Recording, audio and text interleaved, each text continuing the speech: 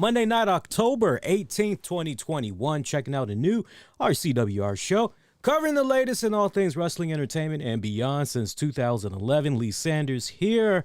Thank you guys so much for tuning in. I hope that your weekend was fantastic. I hope it was a enjoyable one. It feels a little bit weird being here tonight because we did do a show Saturday night going into Sunday. We actually were covering Rampage and Dynamite Fallout. And I got to tell you, and I got to really honestly, from the bottom of my heart, I got to humbly apologize to those of you that follow the shows, you listen to them and everything. Talk about huge miscommunication, because I had put so much misinformation out there. It wasn't even funny. Now, some of you guys may be saying, well, what exactly you mean by that? So basically, if I remember correctly, the last time we were on the air before Saturday night, I want to say we were on the air either Monday. Yeah, it was Monday and Tuesday night. And I basically told you guys, hey, it looks like Rampage Dynamite, they're not going to be doing anything this Wednesday. And I think the way I left it, I believe I left it kind of up in the air whether or not we were going to be doing a Saturday show. And then going into that Saturday show, totally forgetting that we were to do a Saturday show after Rampage went off, or correction, Dynamite. After Dynamite went off the air, it was like, ugh. And so by the time I finally got my shit straightened out, it was like an hour later after freaking Dynamite had went off the air and everything. I was checking out the numbers particularly for the webcast stream of the show, and I saw that bad boy. That was like one of our least watched that we've put out. Probably, if I were to really dig and go back, I'm pretty sure what I'm about to say is pretty accurate, but it was one of the least watched videos on YouTube that we put out in 2021, believe it or not. And I think, honestly, a large part of that had to do with the fact that, there was so much, okay, is he doing or is he not? And then to ultimately just forget. So I do apologize for those of you about that. That's definitely something that I'm going to try to do my best, make sure that something like that never happens again. If I can actually help it, though, I think also what'll really help going forward, at least for our respected audience, because I see when you guys are online, I know the peak times and all that. So, it's a matter of what works best for everybody as far as, okay, look, if you're going to be around at this time on this day, would you want a show? What's going on? So it's kind of got to definitely do it like that and try to go from there. But I know this Saturday, Dynamite is going to be on TNT yet again. I sadly will not be able to, even if I wanted to, I'm not going to be able to cover it. There's a whole bunch of stuff that I am not going to be able to cover after Tuesday night. So NWA is doing a pay-per-view this weekend. Bound for Glory is going down this weekend. We got Crown Jewel that's going to be coming up on Thursday. All of that I'm going to be missing, and any and every other wrestling promotion of great interest that might be doing something this weekend, I'm not going to be able to cover any of it because I'm going to be going on the Jericho cruise. I'm slated to catch my flight early Thursday morning, pretty much at the time that you guys are starting to get nice and deep into your sleep. This guy and wifey, we're pretty much going to be making our way to the airport and flying out to Florida and all that and do the Jericho cruise. Actually, my weekend was pretty good. I did work, and in regards to the Jericho cruise, I actually had got a COVID test because, I think it's silly, but I understand. But basically, they needed to see not one, but two tests basically to make sure, okay, your ass is good. You ain't got no COVID. So the one test that we had to take that at least 3 days prior, right? 3 days prior or more, before we're scheduled to board the cruise. And then the next test that we're supposed to take, it's basically a instant test that they're able to take right there on the spot. You get the results instantly, and that one is supposed to be happening. I know for a fact that one is supposed to be happening before we're even allowed to board the cruise. That much I know for certain. So I had fun over the weekend, trying to figure out, okay, who can I go? And it turns out, this was really a real kicker for anybody that's interested. If you're going to be doing any type of traveling whatsoever, and you're trying to figure out, okay, yeah, who can I go and, get a quick test from, without feeling like I got to do all this extra hustling and all that. Now, granted, your local grocery store, maybe a Wegmans, Kroger's, who else? Harris Teeter, CVS, Rite Aid. You're more than welcome to look at those type of outlets. Just be a little cautious. I believe it was CVS some weeks back that recently had made the news because they had some type of a security breach, like people's names, security, social security information, and a whole bunch of other shit, date, birthday, all that crap was put out there. It had to do with some type of a breach that had came about. So I want to say it was CVS. I know Kroger had also made the headlines as well. Honestly, if you have a health insurance provider, your best bet is to honestly go through them. That's what I ended up doing, me and the wifey, because I said to the wifey leading up to the weekend, I said, yo, what's going on? Who we need to holler at to go get our tests so that, we're up and running. And she was just under the impression that, oh, we should be able to just walk into such and such store. And I told her, I said, that doesn't sound right. Like, for the longest time, what I've known, you got to have some type of an appointment. And then even at that, before you leave out, you need to make sure that everything's on the up and up and you can actually still go on ahead and, get that appointment. Everything's good to go. And a lot of procrastination on her part. That's just how she is. But to defend her a little bit, she's been tied up with work. It's been a little bit short at her end. So finally, what was it, like late Saturday night going into Sunday morning, I just said, okay, you know what? Let me just do the research myself. And I ended up, coming right back to my local healthcare provider, who the last go round when I needed to get a COVID test, because I told my job, hey, I'm not feeling good. I'm actually feeling a bit sick. For me, I had symptoms of a common cold, but my employer, and this was way before the vaccines got rolled out. My employer was like, okay, you cannot come back unless you have a negative COVID test result. Like, okay, like, we sure about that? Like, yes, that's how we got to do this. Like, okay, all right, bet. And so I remembered that from last time. Sure enough, they were still doing the tests, and so was able to knock that out. So that was loads fun. I'm being sarcastic, by the way. So that was fun. But yeah, like, honestly, I'm excited for this Jericho cruise, but I got to be honest with you guys, I've never flown before. And ever since what went down with 9/11, I had always made a personal vow to myself, I will never fly. I will never, ever, ever, ever, ever fly.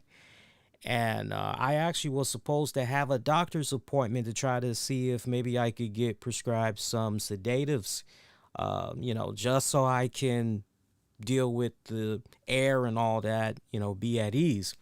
My other biggest fear / phobia has to do with just being in the middle of the sea and some shit goes down, and sadly I don't know how to swim. Right? So we got two nice phobias rolled up in one that I'm going to be tackling on in a few days. And I'm trying to do my best to just keep my nerves in check. And, it's easy for people to say, oh, it's nothing, Lee. You've got nothing to worry about. Da, da, da, da, da, da. But when you are a young adult just starting to break into being an adult, and you see the stuff that had went down with 9/11, I still remember it as if it were yesterday. I remember feeling for those that were lost, feeling great sadness, feeling anger, even tearing up, even crying over what had went down. Yeah, I made a vow, like, I will never, ever, ever, ever, ever. And sadly, this was a case right here where, sure, could have drove. Wifey didn't want to do it, though. Wifey did not want to drive. So this is literally one of those. And I finally fessed up to her a couple of nights ago. I said, look, you don't know. And I finally came clean. Like, all this time we've been together, I never told her how 9/11 had really impacted me as far as, no, not flying. Her whole thing, she thinks that sometimes when I say certain things and I say, no, I'm not doing that, she thinks sometimes I'm just being harsh. I'm kind of being difficult. And it's not the case at all. There's always a story, usually behind why, no, this is how it is. And when I finally told her, where I'm coming from, she totally understood. And at that point, she was like, okay, look, I will get on the phone. I'll make sure that as far as the airlines go, everything's good to go. We're going to be all right. Just chill. Because the other thing that kind of messed me up in the head, I'm sure some of you guys have seen it too, especially if you got the social media going on and you're following some of your favorite wrestlers. There's a lot of wrestlers the past week and a half to 2 weeks that have been having nightmares with airlines. I know one of the last handful of wrestlers I saw, Selena De La Renta, she was having issues with Southwest Airlines. And I'm actually supposed to be dealing with these motherfuckers in a couple of days. And she was stuck out there for a good minute trying to catch her flight home and everything. So, kind of adding all that into the mix, it's just, it's a fucking headache, man. It really, really is a headache. So I'm trying to push forward through that and, get through it and everything. This may be kind of boring talk for some people, but, it'd be very easy for me to just come on here. Raw came to us from the Staples Center in front of 14,000 people. This person beat this person beat that person, and that person beat that person. The show's over. Subscribe. It'd be very easy for me to just do a show just like that and then just roll the fuck out. Lord knows there's already a gazillion fucking shows that already operate that way. I would like to believe you guys by now, you know, and it shows, you guys like your substance. You like the in-between type of stuff and all that. But yeah, that's currently what's going on with me. Just honestly, I'm just excited, getting ready for this cruise. Gonna be taking lots of pictures. Gonna be recording lots of video footage.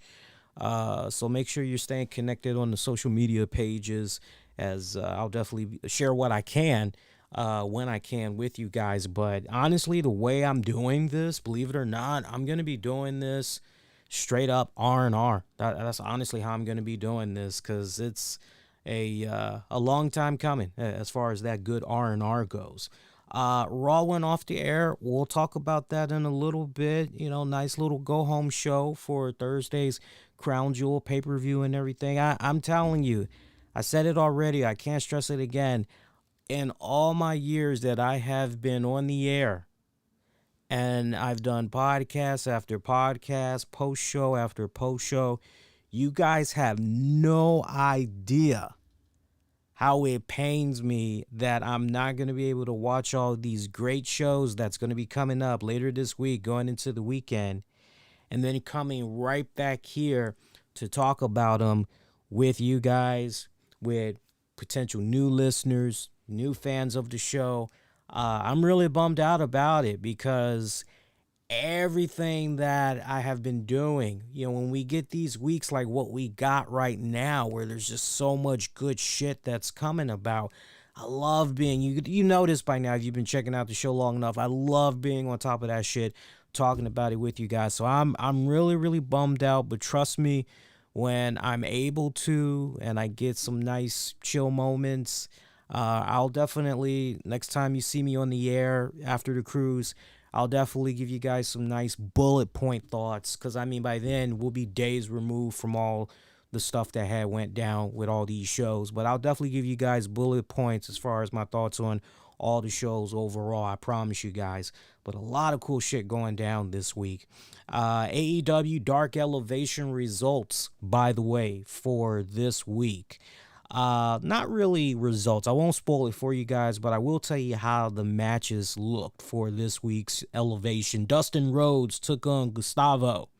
Santana and Ortiz face Jake and Sean Maluda. I believe I'm pronouncing that right. Meanwhile, Wardlow took on Will Austin. Nyla Rose, Sakura teamed up to face Diamante. Actually, no, this was a 6-woman tag match. So Nyla Rose and Emi Sakura, they teamed up with Diamante. And they faced the team of Red Velvet, Rio, Muzunami, and Kylan King.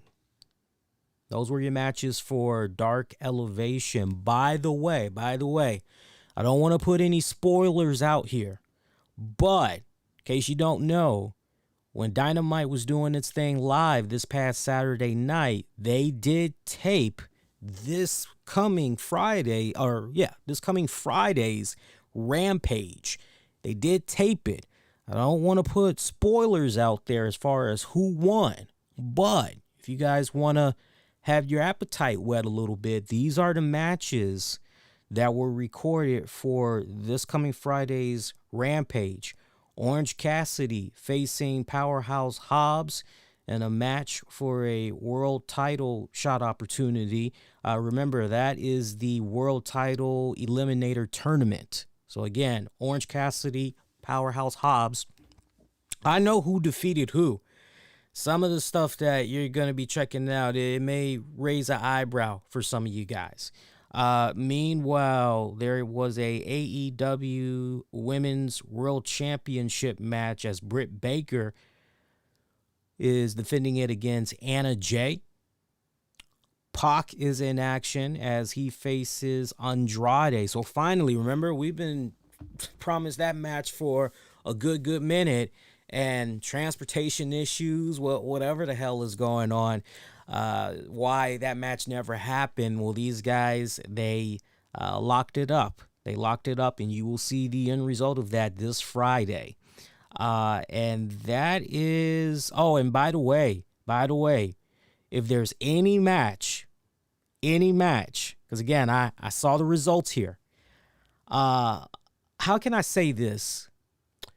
If you're going to be around for Rampage this week, if there's one match you need to make sure you go out of your way and watch and stick around for after its conclusion, I'm telling you right now, Pac and Andrade. You'll thank me later, especially if you're big fans of Pac. I think you're going to like what happens post-match. So, FYI on that one. Speaking of the transportation issues, by the way, man, I got to give a shout out to my fellow DC, Maryland, Virginia residents. Yo, DMV, I'm feeling what you guys are feeling right now. We do have listeners in the DMV, and just to kind of get everybody caught up to speed on what the fuck is going on, we had a serious train. This ain't going to take 10 minutes or nothing like that. It's like a quick 3 minutes tops, and we'll keep right on rocking with the wrestling. But this is really fucked up.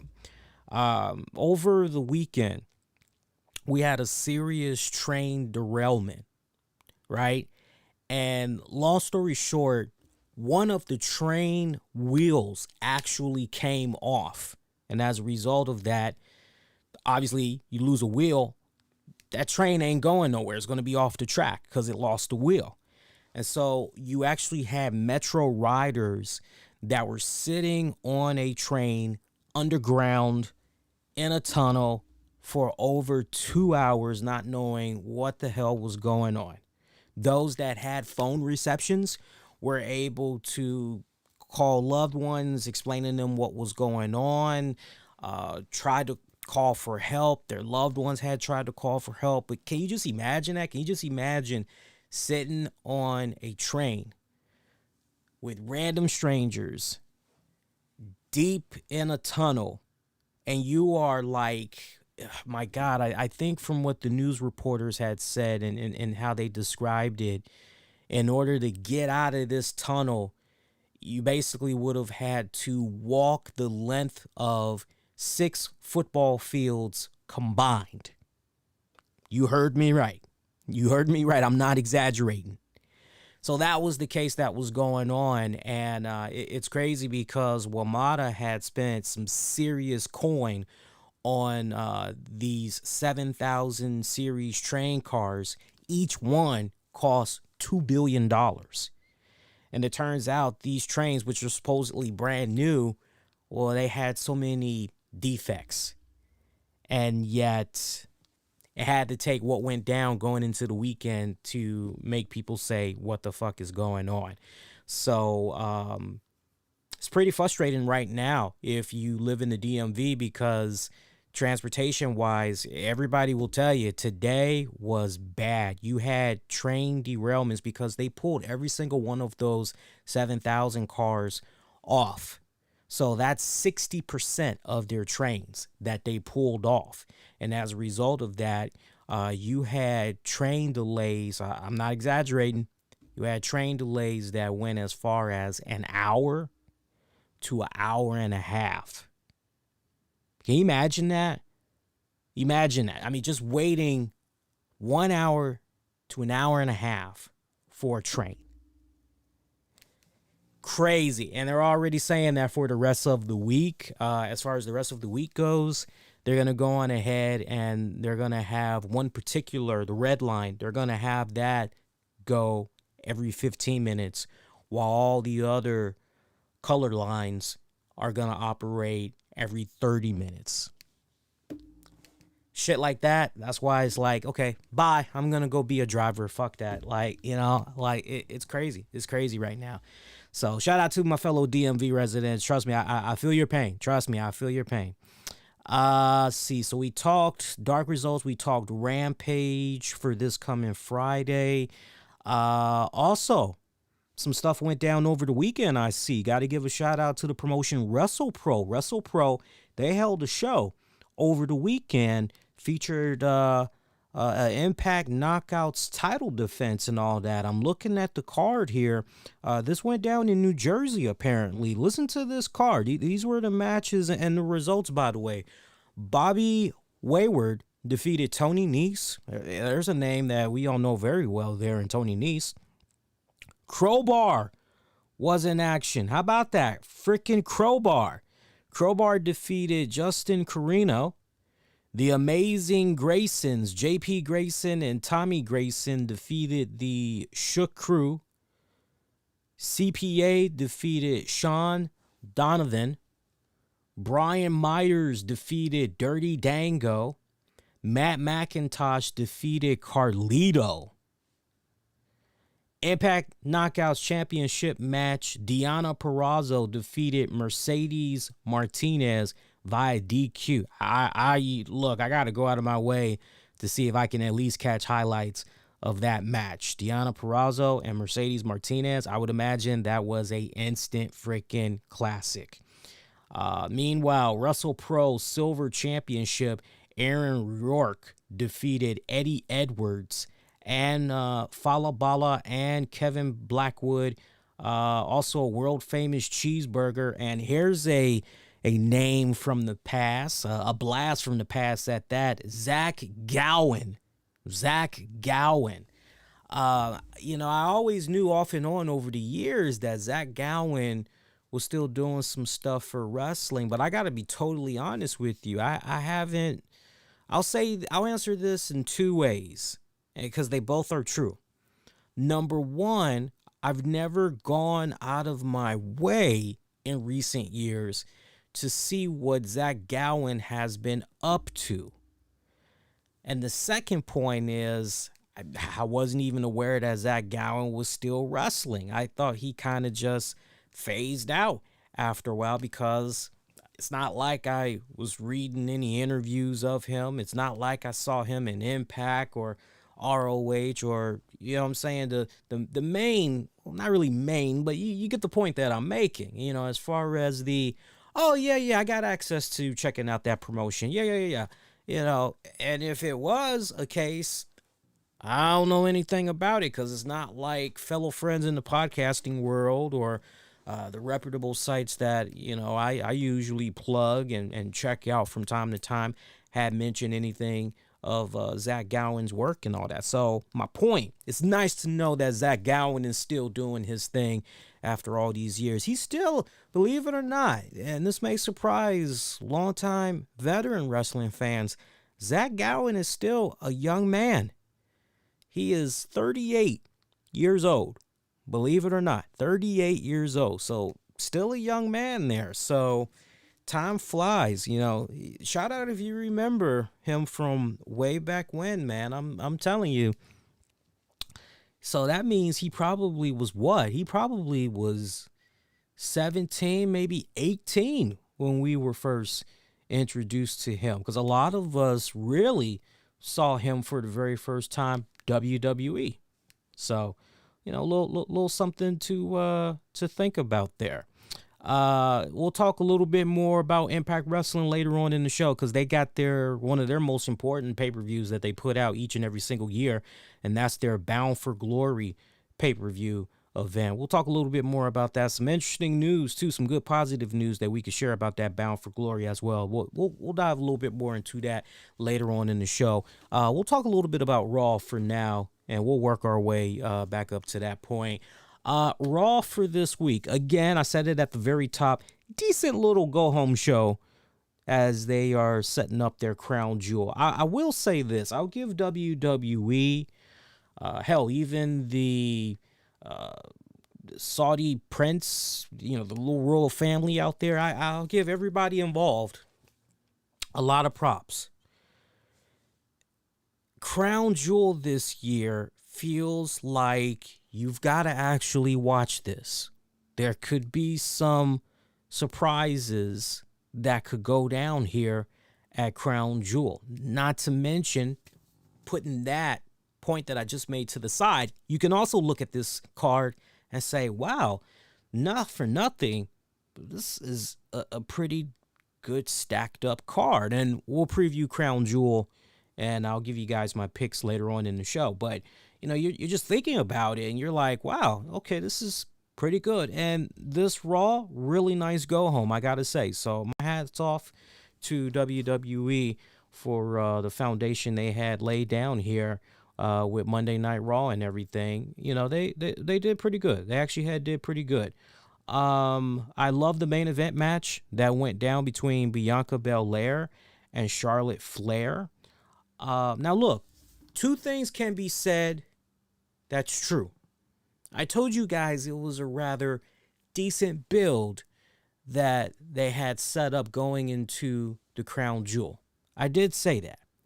But also at the same time, this was a little bit of a subpar episode. You know, this was really only but about maybe a couple of matches that will pique your interest and say, okay, let me see. And Bianca Belair, Charlotte Flair, for what it was worth, definitely a good closer, a good main event match. I personally felt. I got to give it up actually to both girls. I saw tonight, by the way, that Charlotte Flair had a lot of people talking because everybody noted how she looked so much like Cher.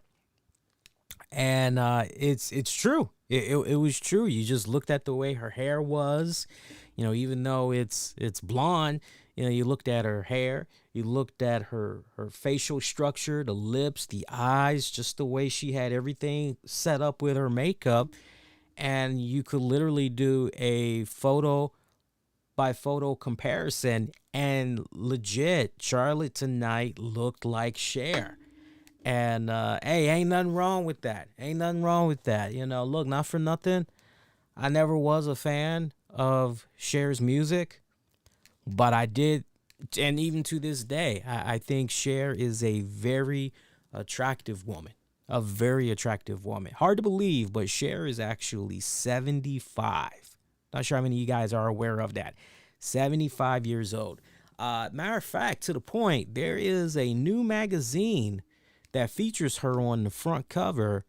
I don't know if I don't think it's People. If it's People, that would shock me. And it's weird, too, because I usually see it every single time I'm getting ready to go to work and everything. I usually see the magazine besides a few other magazines. But, yeah, she's 75 years old. How about that? You know, you think about her, you think about Patti LaBelle, Tina Turner, Angela Bassett, all these women that I mentioned, what they all have in common, even Dolly Parton, what they all have in common, they all have aged gracefully. Now, look, granted, has some of them done some stuff here and there? Oh, you bet you about $1, yes, they did. For some, they didn't go all extreme and okay. But some of these women that I just mentioned, some really good genes in their favor. Really good genes in their favor. Add on top of the mix, good fitness, nutrition, you know, doing their best to stay in shape and all that. Done pretty damn good. I'm just curious, the amount of people tonight that had said Charlotte looks like for Cher. I just wonder how many of them are even aware of how Cher looks today. That's the thing that really kind of, you know, I most wonder, right? You know, is that obviously the people that are saying, oh man, she looks like Cher, they know their pop culture references, they know who the hell Cher is and all of that. I would imagine that, you know, the younger folks and they probably had to Google and, you know, go, oh yeah. And it's like, man, sit your ass down, right? But no, she looked extremely attractive tonight. I like Charlotte. I do. Charlotte, I've had a soft spot for her for many, many years now. And I tell you what's been happening with her in later years, as far as her choice of attire goes, before she's actually in the ring and she's actually doing the damn thing. I mean, her stuff, I don't see enough people really giving her props, too. It kind of seems to me, at least, 2 cents from a distance, the past 18 months, maybe you can even say 36 months, as far as her choice in fashion, man, her shit be fire. Her shit be fire. And that outfit that she was wearing tonight, man, muy chica caliente. That's all I got to say. Chica caliente. But yeah, her, Bianca Belair, their main event match for tonight. Definitely got to give them their props. That actually was a solid matchup there. And that was actually for the Raw Women's Championship. Believe it or not, it was actually for the Raw Women's Championship. Closing moments of this matchup, Charlotte Flair had tried to kick Bianca Belair. There was a sunset bomb off the top that gave Bellaire a 2 count, even though somehow both girls ended up being down and everything. It was kind of weird. Then Charlotte hits Bianca Belair with the chair for a DQ. And the match was a nice little lengthy match. These girls almost went about 25 minutes. Now, look, as good of a match as it was, there definitely was a couple of moments that I had saw because I was doing a little bit of multitasking, getting ready for the show and everything. You know, there is a little bit of sloppiness here and there. As far as the ending, you know, if you want to say, man, that was just a lame-ass finish, you can definitely say that. You could definitely say, you know, for what it was worth, yeah, the finish was kind of what the hell there, you know. It felt so fast, it felt so random, and it just felt so throwaway-ish when you really stop and you play it back in your mind and everything. I'm not really sure what the hell was up with that, but post-match, Bellaire takes the chair, Same chair that Charlotte had, starts going to town on her, and that pretty much had ended the show. It really felt rushed. It really, really felt like we got to hurry up and get the fuck off the air because Chucky is getting ready to come on. We got to go. We got to go. We got to go. We got to go. We got to go. That's immediately how it felt. Very weird. Very, very, very weird. But despite that rush finish, I'm definitely going to give this match its props for what it was worth. I'm definitely going to give it its props. Xavier Woods defeating Jinder Mahal. That match right there, that was a King of the Ring semifinals match. So Xavier Woods going over. Look, I think right guy went over. Honestly, I think the right guy had went over in this matchup. I got no problem with it. I got no problem with it whatsoever. I know there's a lot of Jinder Mahal fans, and I have my moments. I have my moments when it comes to me being a Jinder Mahal fan. I'm a selective Jinder Mahal fan. I pick my moments where it counts the most. You ask me right now, I'm not on the Jinder Mahal train right now. I'm not on the train right now. I could be in the future, but I'm not there right now. Xavier Woods winning this, I got no problem with it, especially the nice little built-in story arc that they've had implemented the past several weeks now, where they're saying how Woods is very obsessed with winning this King of the Ring tournament and everything. This is something that, he has idolized and respected greatly since he was a kid, and he's seen all the greats that have won this, and, he would love for nothing more than to be named the King of the Ring. So I like what they got built in there with our boy Xavier Woods. So Xavier Woods is going to be taking on Finn Balor. That's your finals. Xavier Woods, Finn Balor. I'll talk more about that when we get ready to go over the Crown Jewel card and everything. Like the little stare down that went down too between Balor and Xavier Woods. I love seeing Xavier kind of showboating a little bit, and he's all excited at the opportunity, while Finn Balor, on the other hand, has this serious demeanor. He's not about the games. If there was ever a moment where Balor could have just came out and, have this be a nice, good, friendly competition and, hey, brother, happy to see that you're going to be in the finals. Can't wait to face you, rather than it be something along those lines. Nah, Balor. And you know what? I got no problem with that. I like seeing Balor have this slight edge that's on his shoulders. I like seeing this Finn Balor that is the way that he's been booked, essentially. He's looking at this and he's essentially going, nah, man, I'm not about the games right now. I ain't got time for that. I ain't got time to be your friend, right? I'm on a mission, right?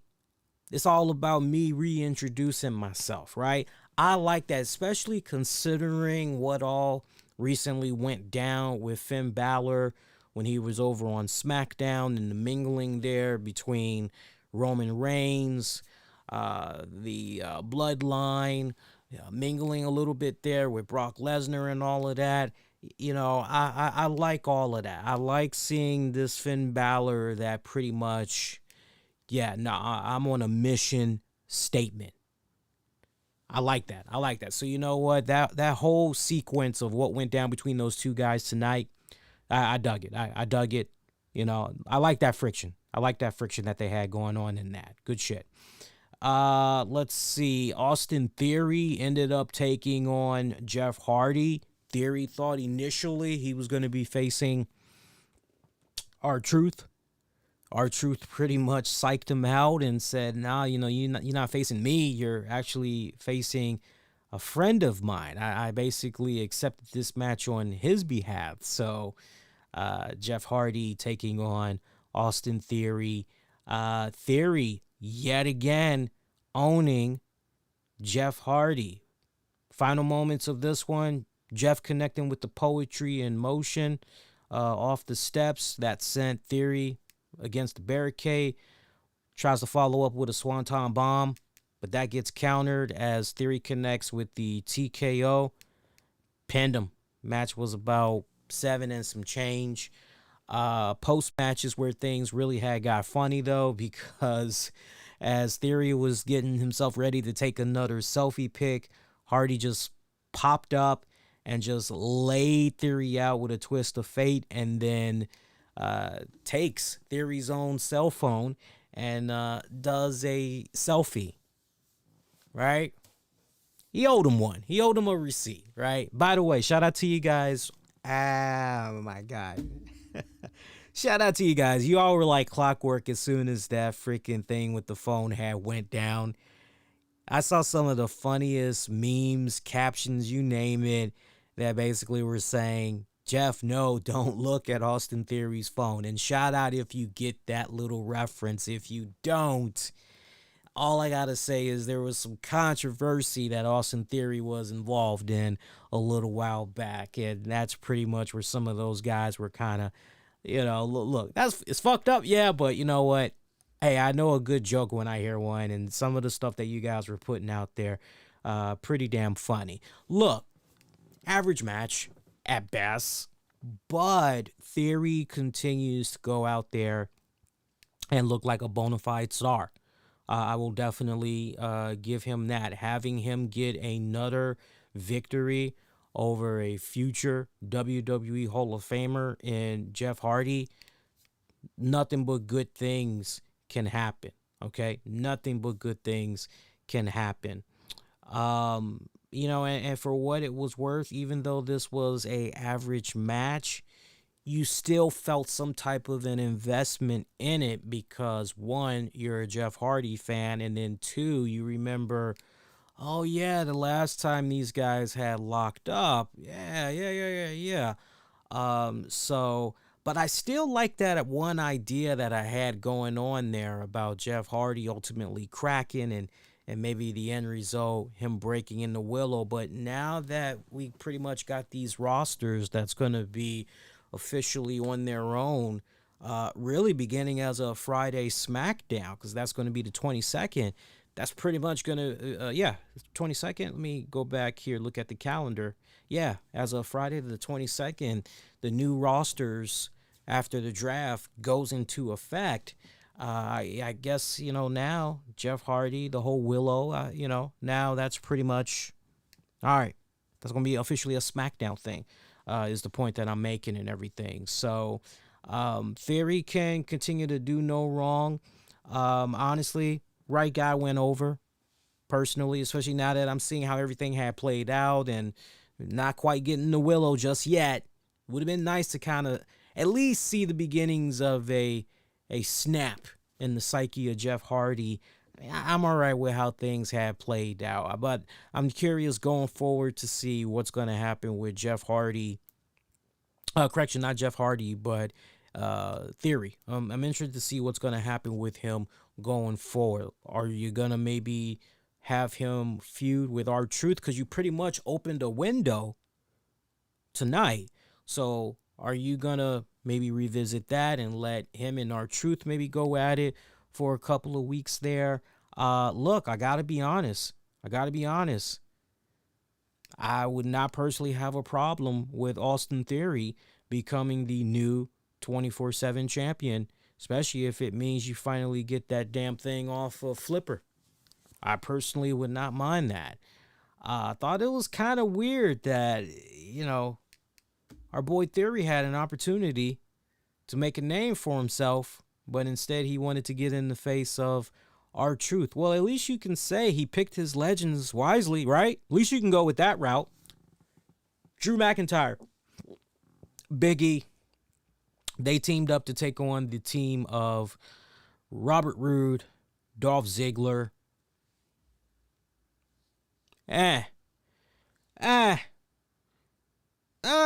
Okay.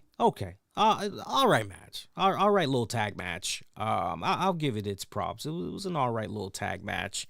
Nice little story that they had built in there between McIntyre, could these guys really trust each other to the point, okay, you guys got to work together, especially if you want to get the W.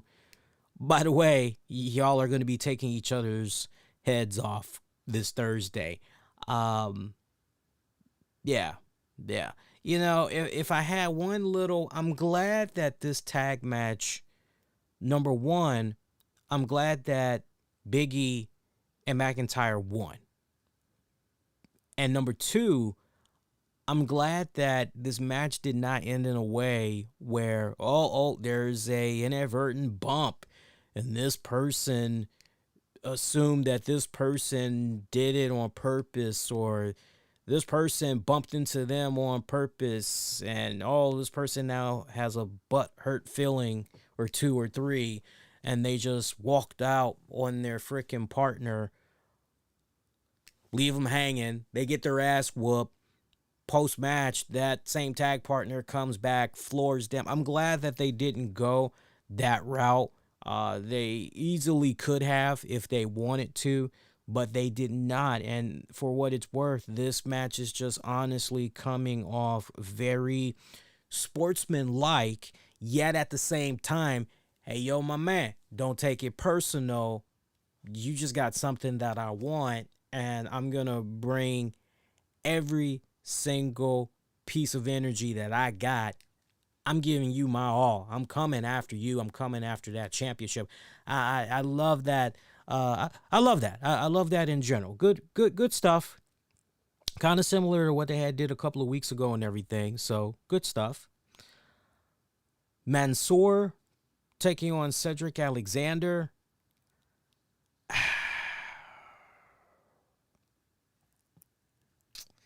You know, this match just felt so out of place. It really, really did.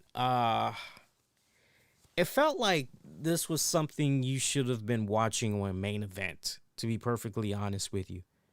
I just really felt like as soon as I saw these two guys, I was like, whoa. It was like, we're really killing time here, right? Like, at the same time, though, remember what I had said last week or the week before? I said, okay, it's safe to assume Mansoor and Ali, they're going to be fighting at Crown Jewel. And let's not forget, Mansoor, right? He's got I believe his record, he's still undefeated when it comes to Crown Jewel and everything. Every single time he's appeared, he's still undefeated. So it's like you kind of gotta. But remember, the last go round, Mansoor was out there. He was kind of getting booed a little bit. So can't help but wonder if this go round, considering all things, I'm gonna have to wait and see on that one. But yeah, this honestly, we didn't need this match on Raw. We really didn't need this match. But the fact that Mansoor got the victory, pretty much, nice segue into his match with Mustafa Ali at Crown Jewel. Okay, fine. And look, not for nothing, those two should have a pretty good matchup at Crown Jewel. It should actually be a pretty good one. So I'm looking forward to seeing what they're going to be able to do. Sit-down interview between Goldberg, Bobby Lashley. Goldberg saying that his threats are promises. Lashley says that what Goldberg is promising to do, it's downright criminal. It flat out is criminal. And if he wanted to, he could get the authorities involved, but he's not going to do that. Right? He's just going to take care of that ass at Crown Jewel. So, once again, Lashley tries bringing up Goldberg's son. That definitely had seemed to be enough to get Goldberg's attention, because Goldberg was just really, he just seemed so not interested in this one-on-one satellite interview. He so did not seem interested in this. Goldberg asked him straight up if he was finished, and from there, Lashley was like, I'm done. I'm walking out of here. Goldberg threatening to actually, it was pretty funny how Goldberg said to him, see ya, kill you on Thursday. It was something along those lines that he had said. Nice for what it was worth. It was nice for what it was worth. RK Bro taking on the Street Profits.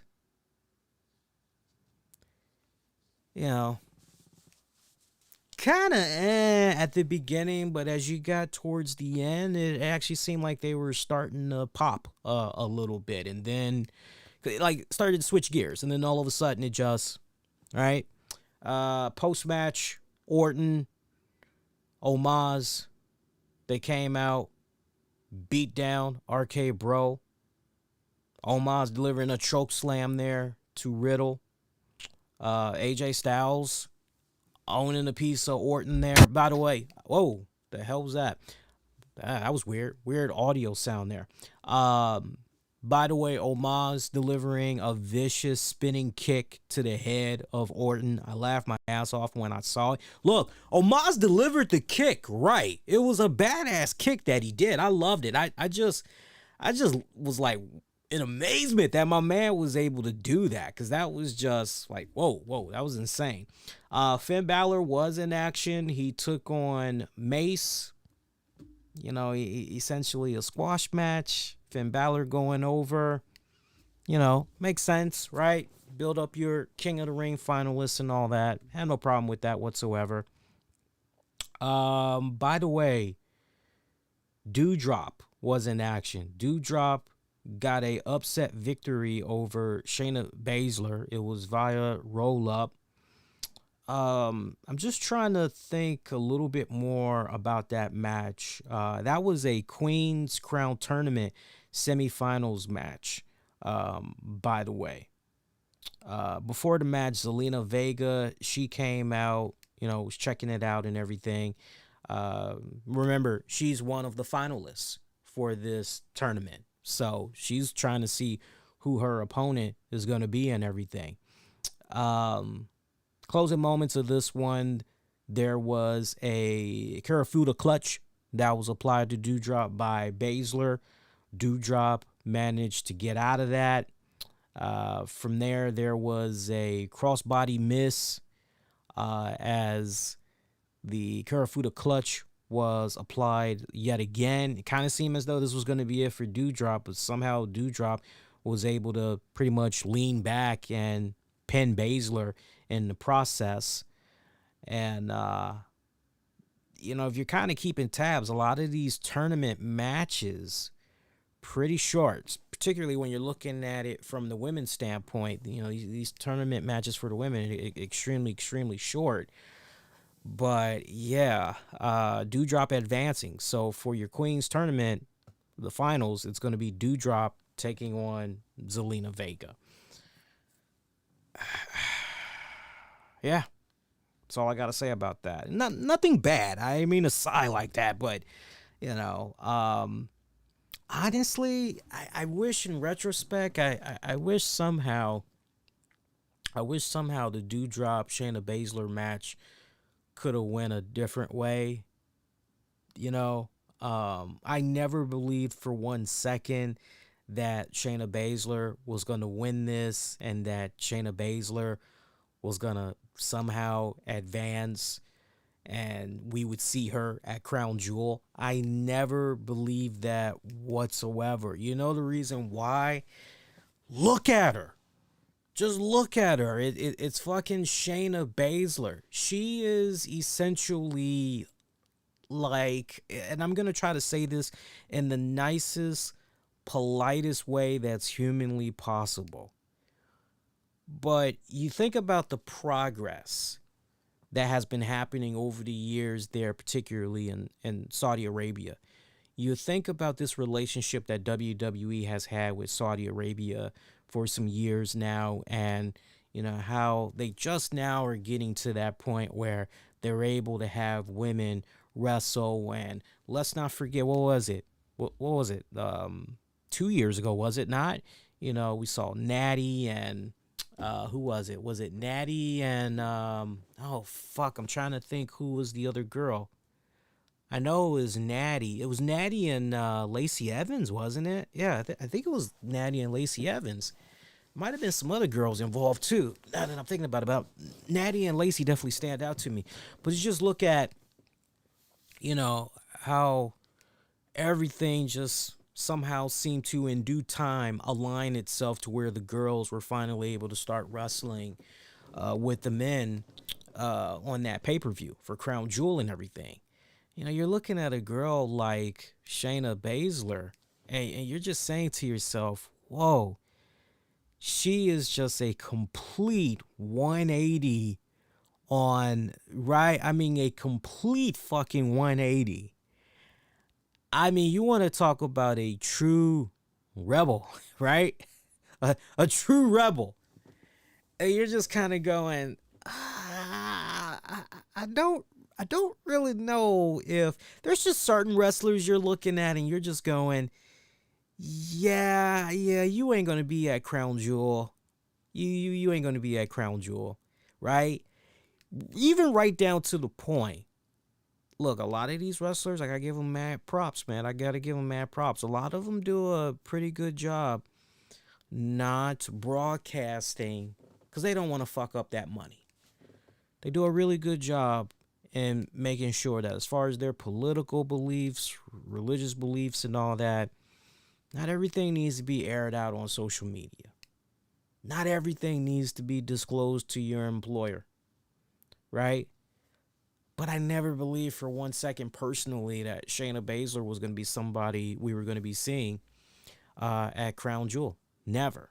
Much like with Sami Zayn. Come on now, let's be straight up here, right? As very outspoken as Sami Zayn is, and you saw his name involved in this King of the Ring tournament, be honest with yourselves. Be honest with yourselves. How many of you legit thought he actually was going to be a guy you would see at Crown Jewel? If you actually thought Sami Zayn was going to be at Crown Jewel, I'm shaking my head at you in slight disappointment, but I'm willing to give you an exit. If you are not connected to this man on social media, you don't know about his political beliefs, religious beliefs, and all that other stuff, you get a pass. But look, his footprints are all over the place. His footprints are all over the place, and you can definitely get a good idea. That's one guy, when it comes to Crown Jewel, you can forget about it. So, yeah, you just look at certain people, though, and you just go, they not doing shit. They not doing shit. Fuck them. They not doing shit. Let's see. Other than that, I think that pretty much was Raw. I'm just going down the list here, trying to see if there's anything else from Raw we need to talk about. Nah, I mean, we pretty much went through that relatively quick. So, you know, certain parts of the show, it clicked. Come on, fuckos, let's go for a ride. You got a super chat in there. Got a super chat. All right. Appreciate that. That was from Frederick Brooks. Frederick Brooks with the super chat. Appreciate that, my friend. Thank you so much. Good show. You know, overall, you know, they had some parts in the Raw show tonight that clicked. Other stuff did not work. Again, nice setup for Crown Jewel coming in a couple of days.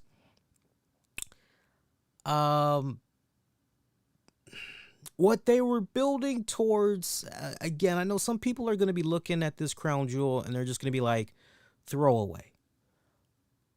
But you look at that Crown Jewel card and, you know, honestly, it's a card that you're going, nah, you know what?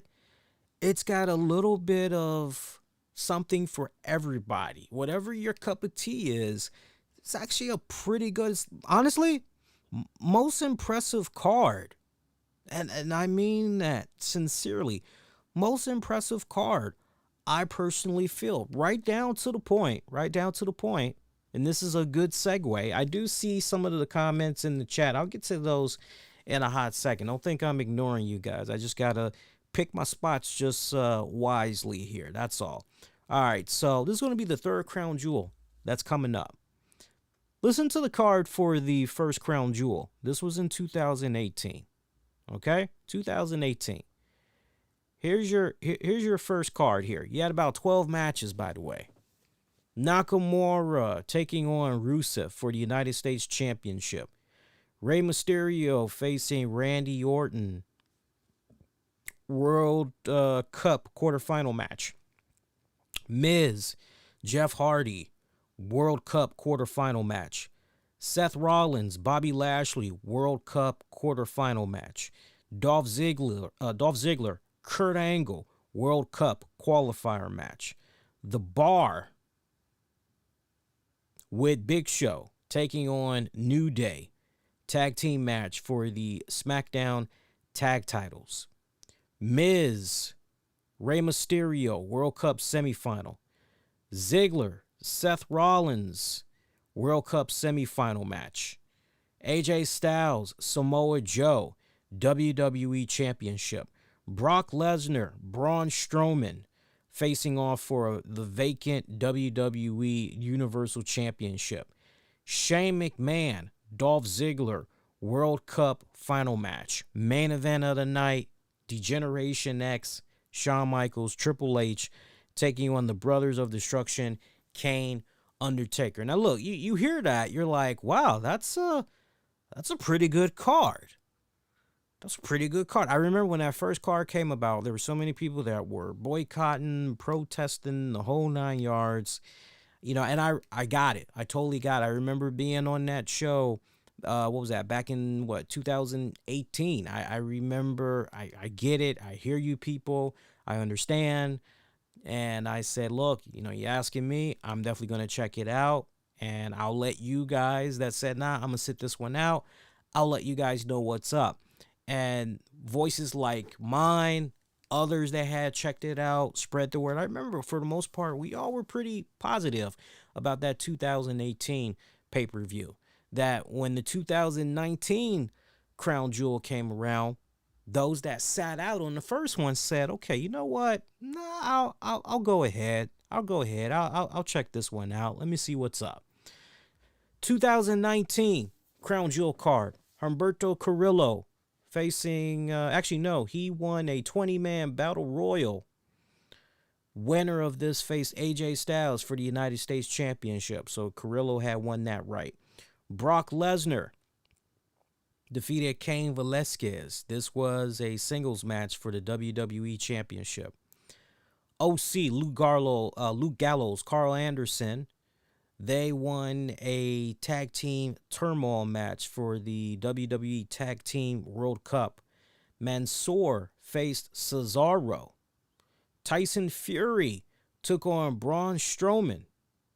This was a singles match challenge.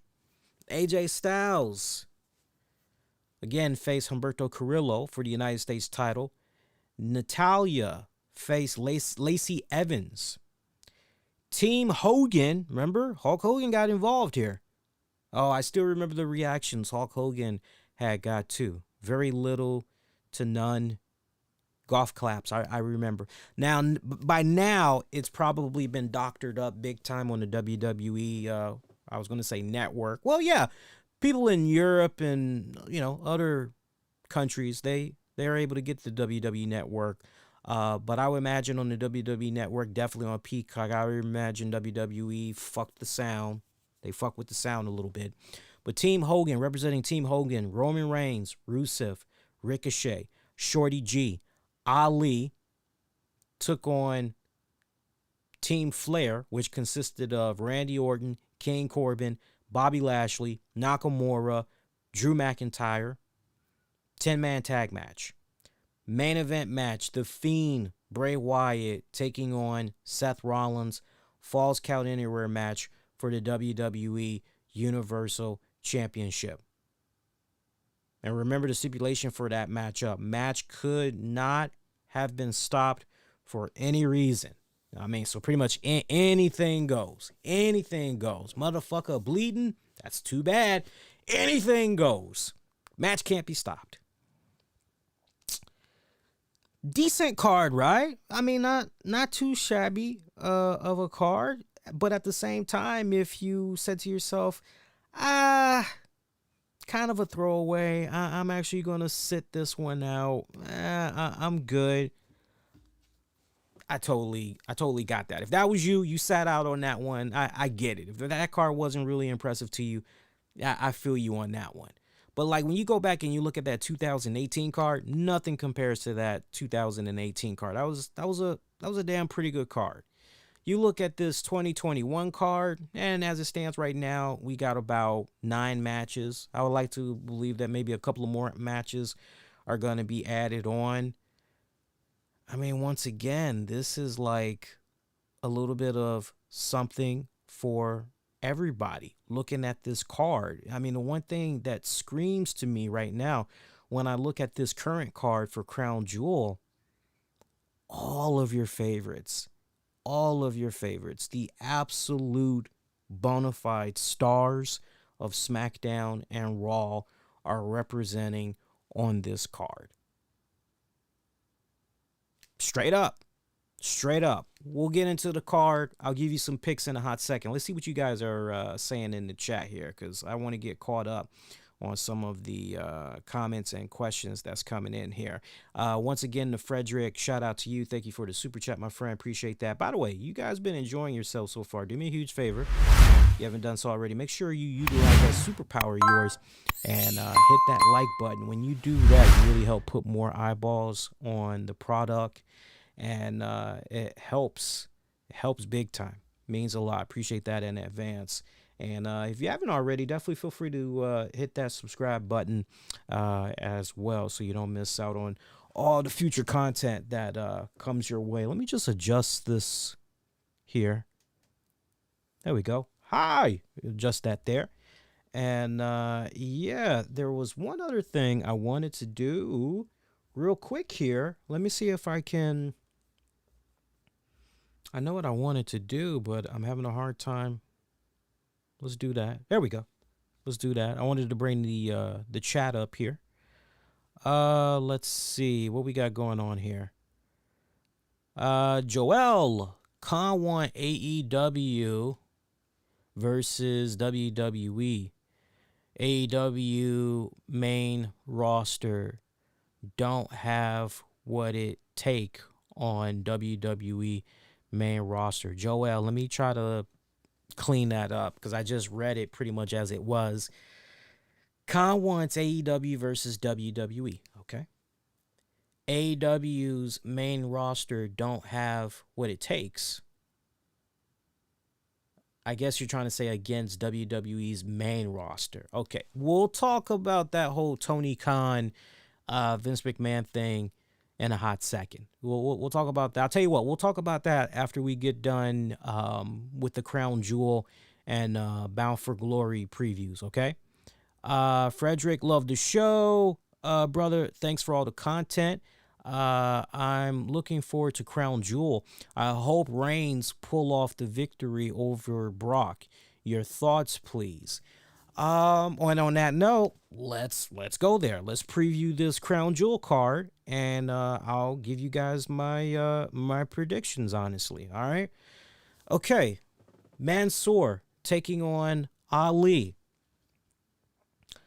Again, Mansoor is still like undefeated in singles matches at freaking Crown Jewel.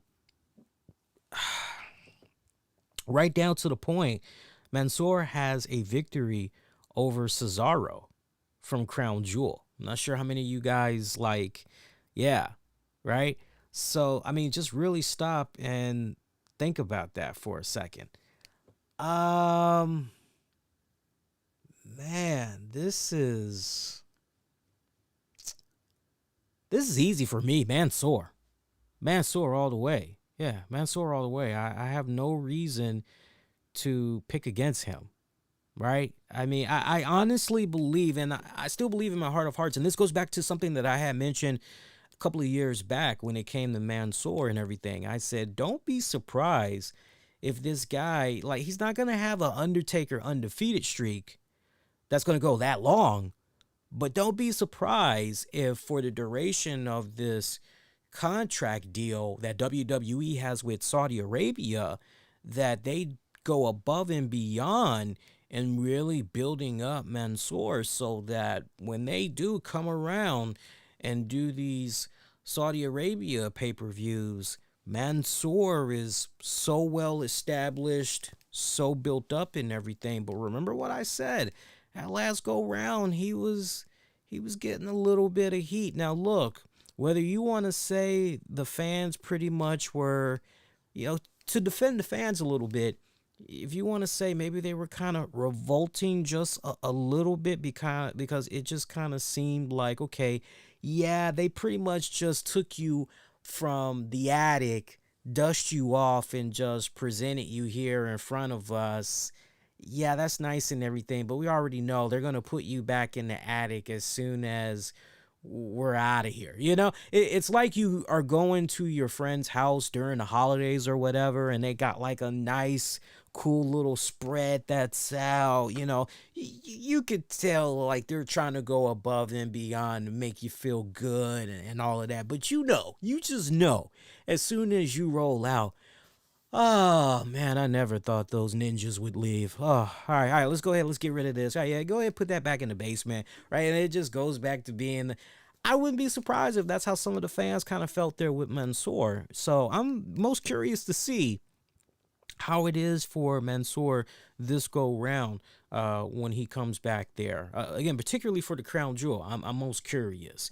Because now that we've seen him on a regular basis, the fans in Saudi Arabia have gotten to see Mansoor on a regular basis. I'm most curious to see with my own two eyes. Okay, you've gotten more Mansoor. Is that enough to? I just feel he's going to continue to have these undefeated victories when it comes to singles matches. And remember what I said a couple of years ago.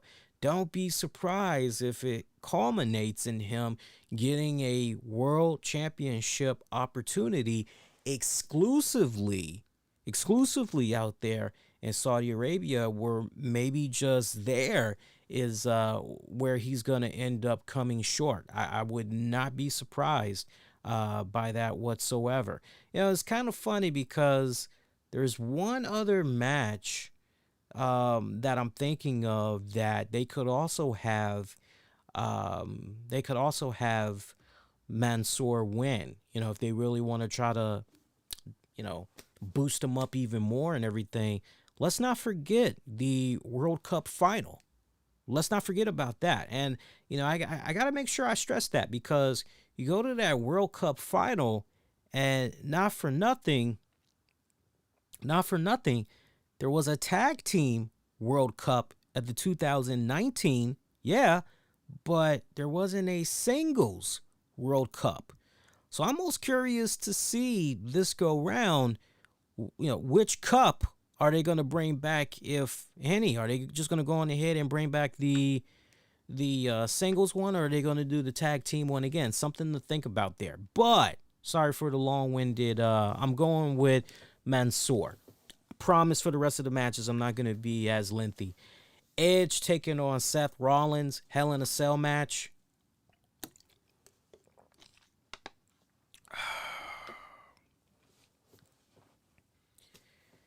Damn, this is that's a tricky one. That is a tricky one, man. Yo, I gotta go with Edge. I'm just gonna go with Edge. I mean, come on, look. We had Seth Rollins literally pull a freaking Rick James dirtying up his freaking white sofa, okay? Literally, that's what Seth Rollins had did to Edge when he helped himself into Edge's home a couple of weeks back and all that. Come on, man. There's got to be a receipt to that. The devastating beatdown Rollins gave to Edge a couple of weeks back, doing the curb stomp to his neck and all that other. There's got to be a big receipt that needs to be given. So Edge, Rollins, I got to go with that one hands down. Zelina Vega versus Doudrop, singles match, Queen's Crown Tournament Finals. I would love for Zelina Vega to win this. I really, really would. I would really, really love for her to win this. Not on this night, though. I don't think it's going to happen on this night. Doudrop really, really needs this. I personally feel.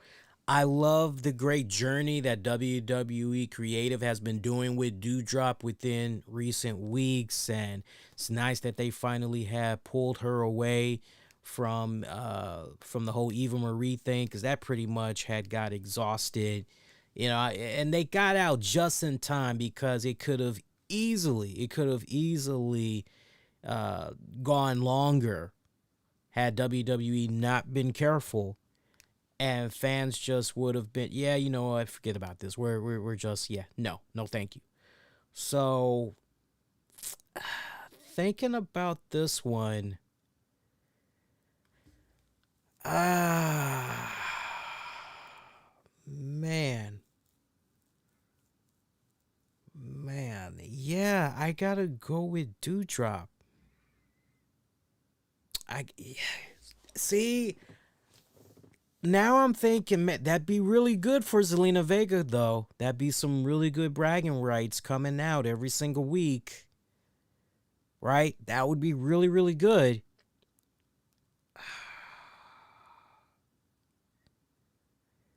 I gotta go with Dewdrop. I just feel Dewdrop needs this more. If you're gonna have Dewdrop do the unthinkable there, if you're gonna have her get an upset victory over Shayna Baszler, you got to continue to build off of that. The only way I see Dewdrop losing this match, there's some type of shenanigans that's going on. Now, I don't know if that means maybe Max, the assailant, essentially gets involved and they pretty much help out. There's an idea. There's an idea. Let me think about that now. Let me think about that.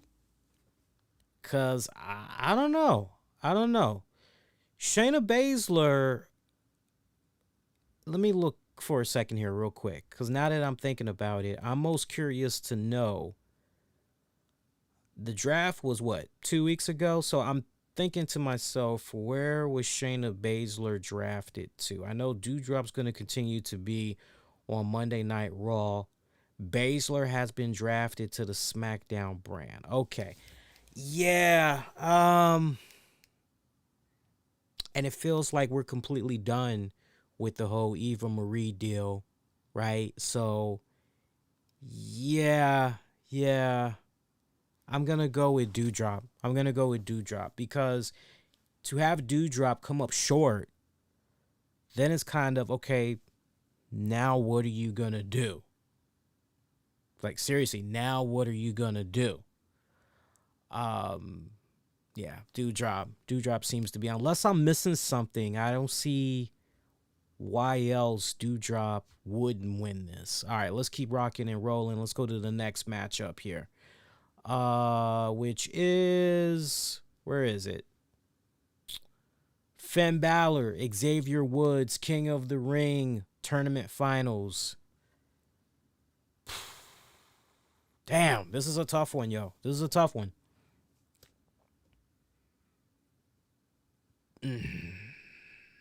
I gotta go with Balor.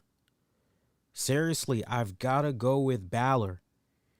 What better way to kick off Monday Night Raw and everything than with your 2021 King of the Ring? Go there, fucking Finn Balor. Great body of work that he did when he returned to the main brand and he was up on SmackDown and everything. You know, yeah, did he come up short? Figuratively speaking, yeah, he did come up short. Without a shadow of doubt, he came up short. But man, to have Finn Balor not win this is just one of those. Okay, so if you're not going to have him win this and try to build from that, because the foundation that pretty much was laid out and rebuilt for him on SmackDown, you know, even though he came up short, that's still enough to be building off of and everything. You want to make this be hot and just on all cylinders out of the gate. Everything is just popping. Xavier Woods can afford to suffer a defeat right here, I personally feel. Yeah, that is. And then Xavier Woods, if I'm not mistaken, Xavier Woods and Kofi Kingston, they're going to be on SmackDown, if I remember correctly. And I'm just looking. Yeah, they've been drafted to SmackDown. Yeah, tag titles in Xavier Woods and Kofi's future. So that's going to, Balor all the way. Goldberg versus Bobby Lashley, no holds barred match.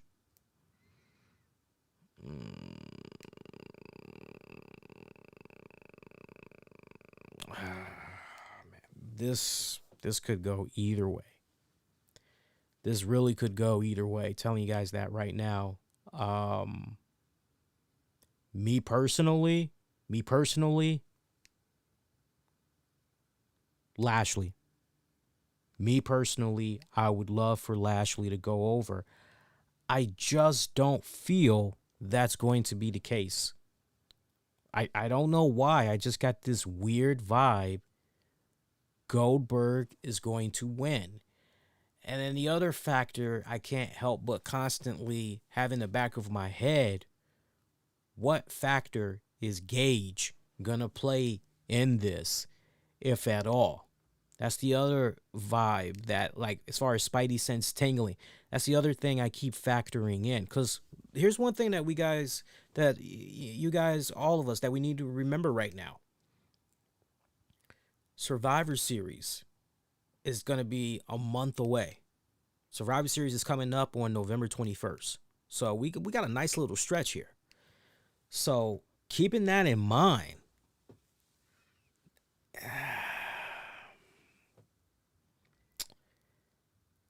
and I brought up Survivor Series because that's a nice little stretch. So, you know what? Do you maybe have Goldberg and Lashley one more time? And do you have it come back to the States? Do you maybe do it at Survivor Series? Barclays, New York.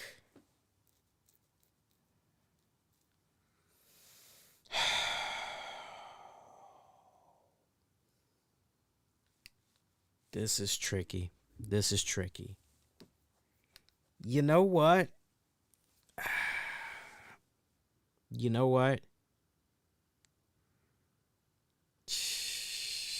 Okay, you know what? I like that idea. I do. I'm going to say Lashley wins, but look for Goldberg, Lashley one more time at Survivor Series.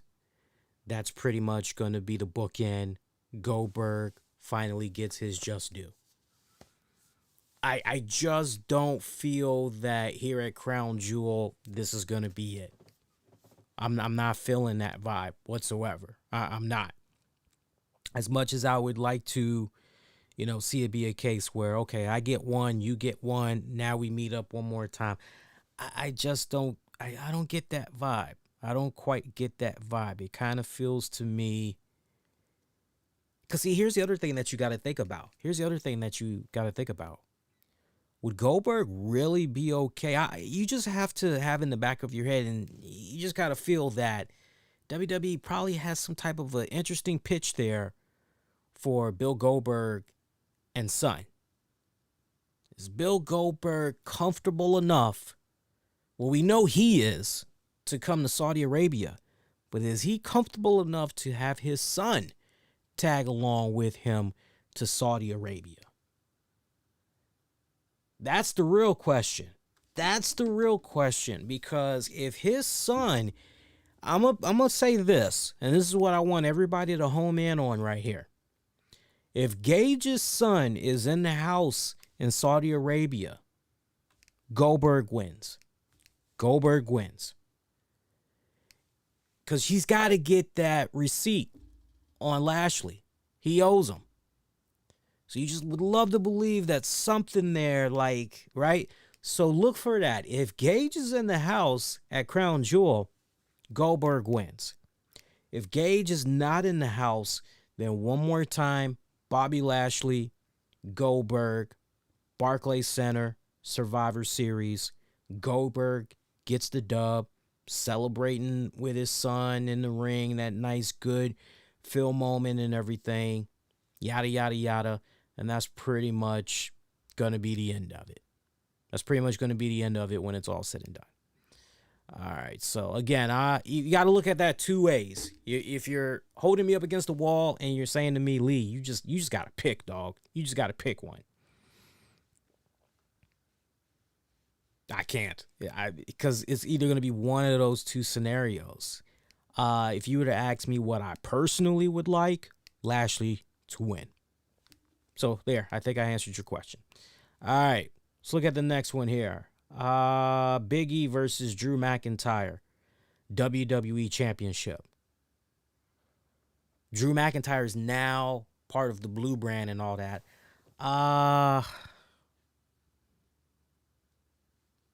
Yeah, no. Biggie for the retain. Biggie for the retain. I have been loving the idea of Biggie Roman Reigns. I have been wanting to see that since, my God, I think I was talking about Biggie and Roman Reigns last year. Matter of fact, yeah, now that I'm thinking about it, and longtime listeners can back me up, I've been talking about Biggie, Roman Reigns since last year. I'm not going to stop now. Biggie, Roman Reigns, that's what it's all about. Especially if we can end up getting Biggie, New Day, Roman Reigns, Bloodline. Oh, just imagine if we can also somehow get that popping at Survivor Series as well. I'm not going to waver from that now. Drew McIntyre to the Blue brand, I think, is very, very, very helpful, not just to the Blue brand, but also good for Fox executives and all that, because you need that. You know, it's a nice balancing act when you think about it, because if Raw's going to get Edge, right, good, strong top babyface, okay, well, then it makes all the sense in the world that Drew McIntyre, good, strong top babyface, right, goes to the Blue brand. Yeah, and him and Roman Reigns locking it up, you know that's going to be happening in the very near future. But yeah, give me Big E for the retain for that WWE Championship. RK Bro taking on AJ Styles and Omos for the Raw Tag Team titles. RK Bro, man, I come on, man, RK Bro. They still firing, man. They still hot. I can't stop on those guys now. Just the freaking merch alone. I'm not gonna stop on them now. Yeah, RK Bro all the way. Becky Lynch defends the SmackDown Women's Championship against Bianca Belair and Sasha Banks. Again, Becky Lynch defending the SmackDown Championship. And remember, Becky Lynch is now part of the Red brand. So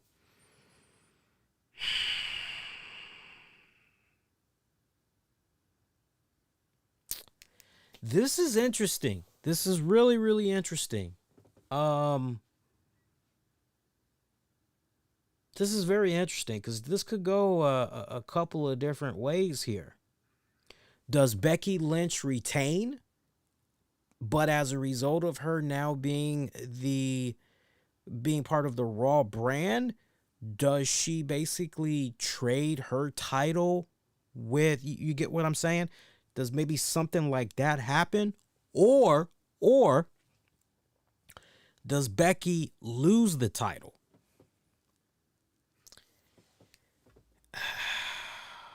This is very interesting. This is very interesting right here. And Sasha Banks, isn't she now part of, I think she's Blue brand, ain't she? Ain't she Blue brand? Let me go back and look here. Sasha Banks. I'm trying to look at the draft here. Where's the draft? Where's the draft? Blah blah blah blah blah blah blah blah blah. Yeah. Nah, I need you guys' help. What brand is Sasha Banks now part of here? Cause let me see. I might be able to figure it out. Looks like Blue Brand. Yeah, it looks like Blue Brand. Okay. If I'm saying that wrong, let me know. If it's actually the red brand, let me know. But it looks like from what I'm researching here, she's part of the Blue Brand. Okay, so if she's part of the Blue Brand,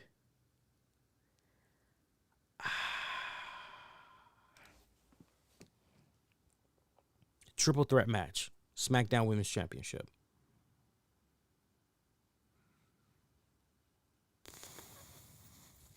This is tricky as fuck. Because remember, Charlotte Flair is supposed to be going to the Blue Brand. And she's got the championship. Yeah, this is very, you know what? I'm just, now that I've gone through the weeds here, man, look, there's two scenarios that's either going to happen. Either Bianca Belair wins that SmackDown championship, but then since she's a Raw girl with a SmackDown title, she and Charlotte, maybe they switch titles so that the correct title is with the respected brand, right? You know, that's one scenario that could play itself out. So Bianca Belair could win this match, actually. Because the idea of, I mean, look, I would love a scenario where, holy shit, Raw ain't got no women's championship. The women's titles is basically on, right? I would love that idea. I don't think WWE is thinking in those terms, especially as far as spicing things up for their programming. I don't see them thinking like that. Be badass if they were, but I'm not seeing that. So if Bianca Belair does not win the title, then Becky Lynch retains. Yeah. Bianca Belair. If Bianca Belair does not win this, then Becky Lynch retains. But remember what I said, I could see some type of a title swap. It's happened before. That's the main thing I want to stress. It's happened before. We've seen it happen before. So kind of close to call, but one thing's for certain. I'm not seeing Sasha Banks win the title. Would be nice, but I'm not seeing her win it. All right, now we get to the main event match of the night. Roman Reigns, Brock Lesnar, Universal Championship. This is a mind fucker right here. Shout out to Terrell, Sasha, Smackdown. Thank you for that, brother. I appreciate that. And this follows up to the question that Frederick was asking earlier, which was Reigns. He's hoping that Reigns can pull off the victory over Brock. He wants to get my thoughts on that one. Yo, this is a tight one, man. Seriously, this is tight. This is a tight one right here, man. Let me tell you something. I've gone with the tribal chief this long.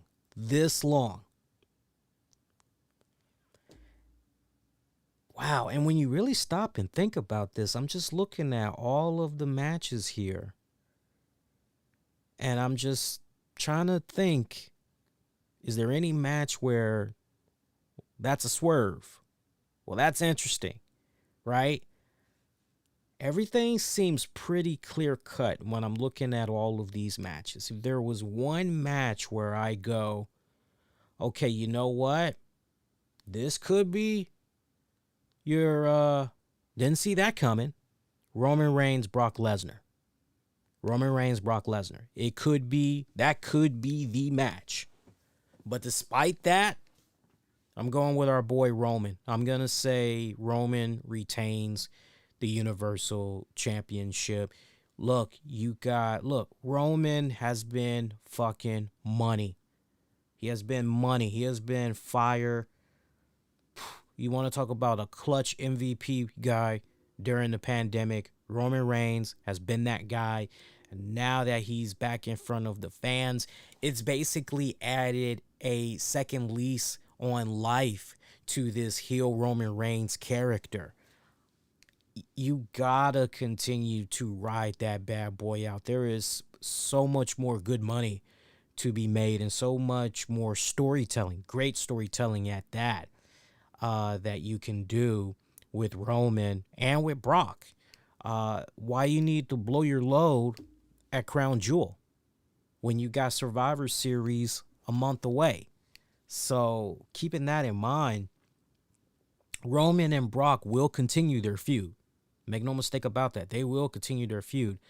I would not be surprised if there was some type of controversy that came about here. Now, I'm not going to be long-winded, but can I just bring up a very interesting point here in this matchup? And I think something that really, really needs to be highlighted right here is which side is Paul Heyman truly on. We've been getting these teases for the longest time about, Paul Heyman is still in cahoots with Brock Lesnar. How is this going to play out exactly? Because I feel that when it counts the most, what's under the radar right now is the Heyman factor. Is Paul Heyman gonna overplay his hand and expose it at Crown Jewel? And it turns out he is actually with Brock Lesnar, and he's pretty much been, playing Roman and the Blood family the whole time. He's always been in communication with Brock, and pretty much the storyline is there. The storyline is there. As far as if you really stop and think about it, it's already built in. It's already there.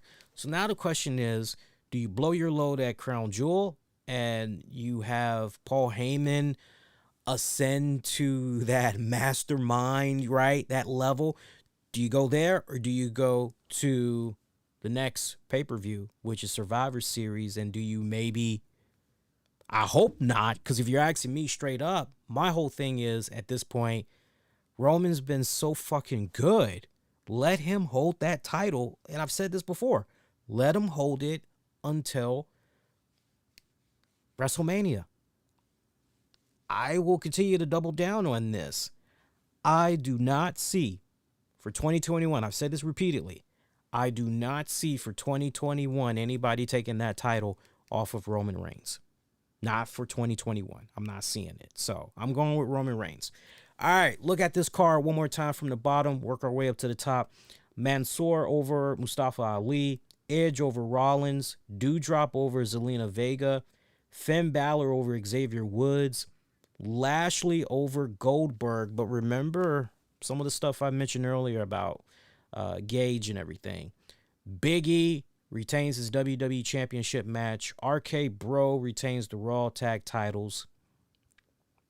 Too close to call the triple threat match for the Smackdown Women's Championship.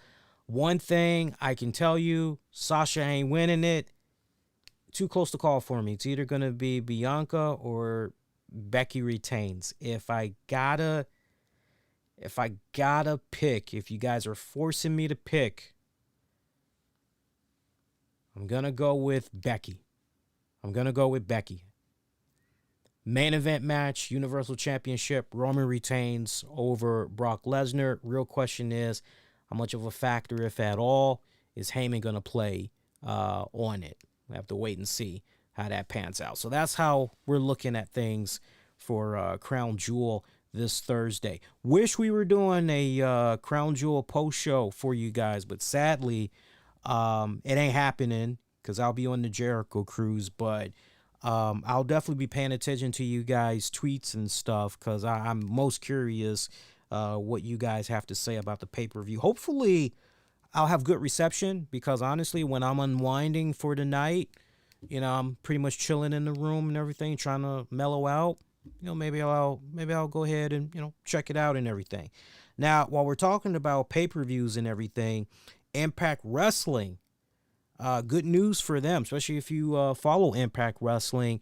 It looks like they sold out tickets for their Bound for Glory pay-per-view that's going to be coming up pretty soon. Apparently, the venue where they're at, which is Sam's Town in Las Vegas, Nevada, apparently that venue can hold about 1,500 people. So, I mean, that's pretty damn good if they were able to sell that bad boy out. I think that's pretty damn good. Now, the card for Bound for Glory looks pretty damn good. And remember, Bound for Glory is going to be coming up on October the 23rd. Again, it's going to be coming up on October the 23rd. That's a Saturday for you guys, this coming Saturday. Here's how the card is looking right now. John Skyler versus Crazy Steve versus Fallah versus Jordan Grace versus Chelsea Green or Madison Rayne versus Alicia Edwards or Tenille Dashwood.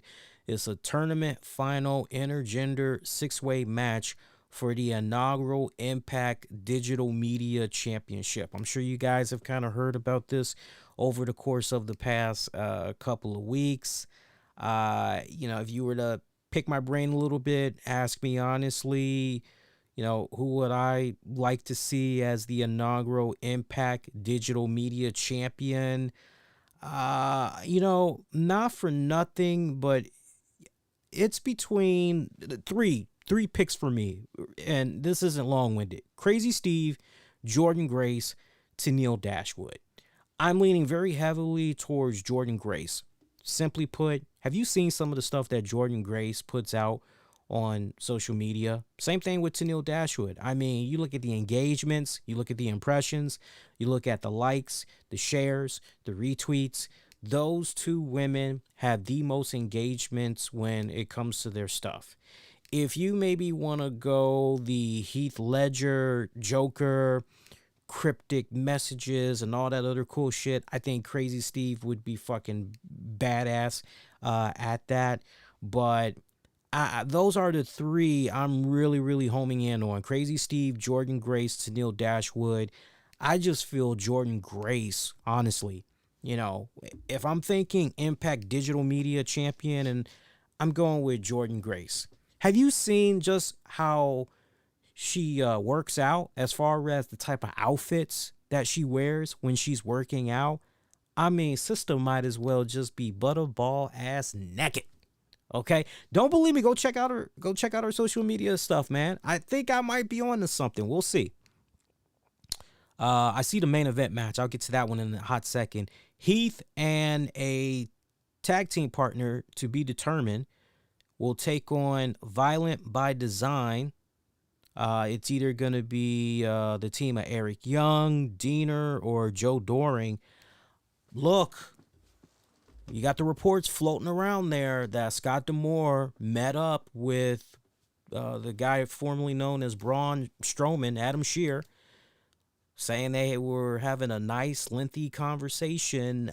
I would not be surprised if the guy formerly known as Strowman ends up in Impact. If they can get him, I think that would be a great pickup. You've seen some of the recent interviews that he's put out there. He's enjoying his civilian life. He's enjoying catching up with family, catching up with his girlfriend, building his home down there in Wisconsin. He wants to have the type of schedule now where, and I thought it was really very insightful interview. Go out of your way and check it out, or at least read the transcript highlights. But I thought it was interesting how at one point during the interview, he talked about how he looked at his Marriott Hotels app on his phone. And basically, he had been to the Marriott, I want to say, like almost 800 times in the almost 5 years that he had been with the WWE. So this guy literally living out of his suitcase for the past 5 years. And hopefully brother got some mad reward points if you doing all that with Marriott. Hopefully he's got his points. He redeemed them and all that stuff. But he talked about how now that he's basically had this downtime to catch up with his friends, family, and girlfriend, and, you know, the little things, enjoy life, enjoy the spoils of his labor. You know, he's not looking to be doing something on a full-time basis anymore. So, you know, this is a case right here where, okay, well, what's probably gonna work best for him? I would not be surprised if they were able to work something out there with Anthem Entertainment and, yeah, Braun Strowman, Impact Wrestling. I would not be surprised. I'm going to say Heath taps into the services there of Braun Strowman. I'm going to say that. We'll see what happens. But I'm thinking Braun is going to be Heath's mystery tag partner. Decay, Havoc, and Rosemary defending the Impact Knockouts tag titles against the Inspirations, Casey Lee and Jessica McKay.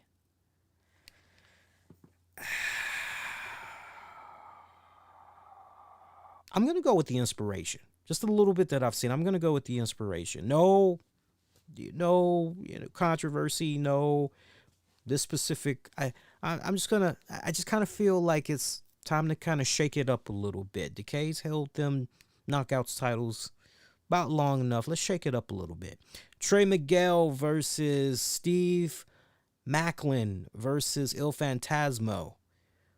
Tournament final 3-way match for the vacant Impact X Division Championship.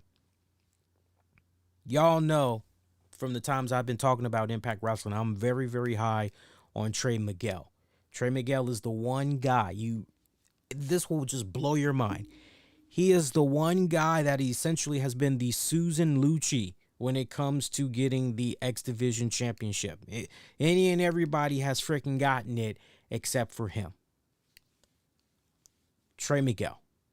Trey Miguel, hands down, your new Impact X Division Championship champion. It's time. Pull the trigger already. Let's do it. I mean, look, no disrespect to the other guys, but Trey Miguel. Trey Miguel all the way. Rich Swann versus Brian Myers versus Moose versus W. Morrissey versus Chris Sabin versus Raja Singh. Ace Austin versus Laredo Kid versus Madman Fulton versus Matthew Reward. I don't know how to pronounce that. Matthew MR. God damn it. Call your shot gauntlet match. Winner receives a trophy and a contract they can invoke anytime within 1 year for a championship match of their choosing. And apparently there's going to be 9 other competitors. Now, look, if Heath isn't in there, then it's possible Heath could also, if Braun Strowman is not the tag partner of Heath, then Braun could easily be one of the 9 competitors in this one as well. Now, it's been a good minute since I've checked out Impact on a regular basis. So shout out to those of you that's maybe still with me live, or those of you that's going to be checking this out on demand and on the downloads. But my question to you guys, is Rhino still in Violent by Design? Because if Rhino is no longer in Violent by Design, then that's a scenario there where maybe Rhino and Heath, maybe they were, or maybe it's actually going to be Heath and Tommy Dreamer against Violent by Design. So that's one way you can look at that particular match I had mentioned from earlier there. Before the Call Your Shot Gauntlet, man, 1 year. 1 year, huh? Man, Ace Austin he just championship of their choosing. Championship match of their choosing. Ace Austin has been just, I gotta go with Ace Austin. I need to know who the other 9 competitors are, though. I got to know who the other 9 are. But as it stands right now, until I'm going to put it to you two ways.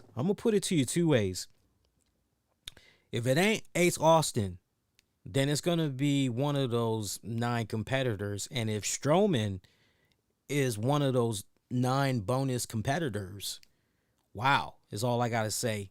Okay? Wow.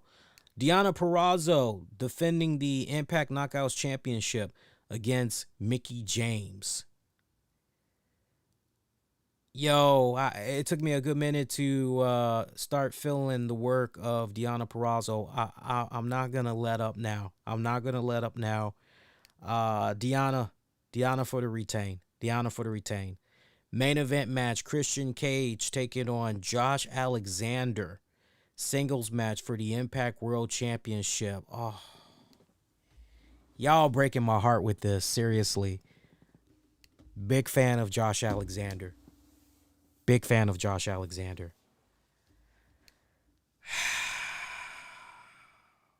This is tough.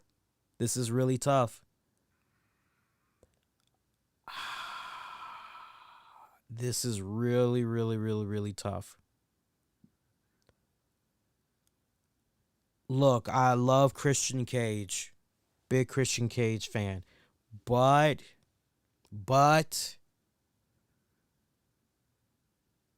yeah. How can you go against Josh Alexander? Seriously. You know, usually with these Bound for Glories, it's that hard reset. You guys know this. It's that hard reset. For me, Cage hasn't really been, moving that needle for me. I got to be honest. He really hasn't. So I'm really liking the idea of Josh Alexander as the Impact World Champion. Tell me otherwise, why not Josh Alexander? Make it a convincing argument, but Christian Cage, I'm not there. I'm not there. All right, so one more time looking at these matches for Bound for Glory. I'm going with Heath and whoever his tag partner is to go over Violent by Design. Inspiration becoming the new Impact Knockouts champion. Trey Miguel becoming your new X Division champion. Ace Austin or your to be announced competitor, possibly Strowman, to win the Call Your Shot Gauntlet match. Deonna Purrazzo retaining the Knockouts championship. Although, look, I will admit, would be interesting to see Mickie James win the Knockouts championship, and then we happen to see her on NWA, and then you want to kind of maybe do some cross-branding that way with Impact and NWA. I mean, not for nothing, that would be pretty interesting. Especially considering some of the stuff that's going on right now on NWA between Kiera Hogan and Mickie James. We'll get a bit more into that on Tuesday's show. And then main event match, Impact World Championship, Christian Cage going up against Josh Alexander. I got to go with Josh Alexander. Your pre-show match, by the way, the tournament for the inaugural Impact Digital Media Champion. I gave you guys 3 picks. I said Crazy Steve, Jordan Grace, or Tenille Dashwood. I'm personally going with Jordan Grace.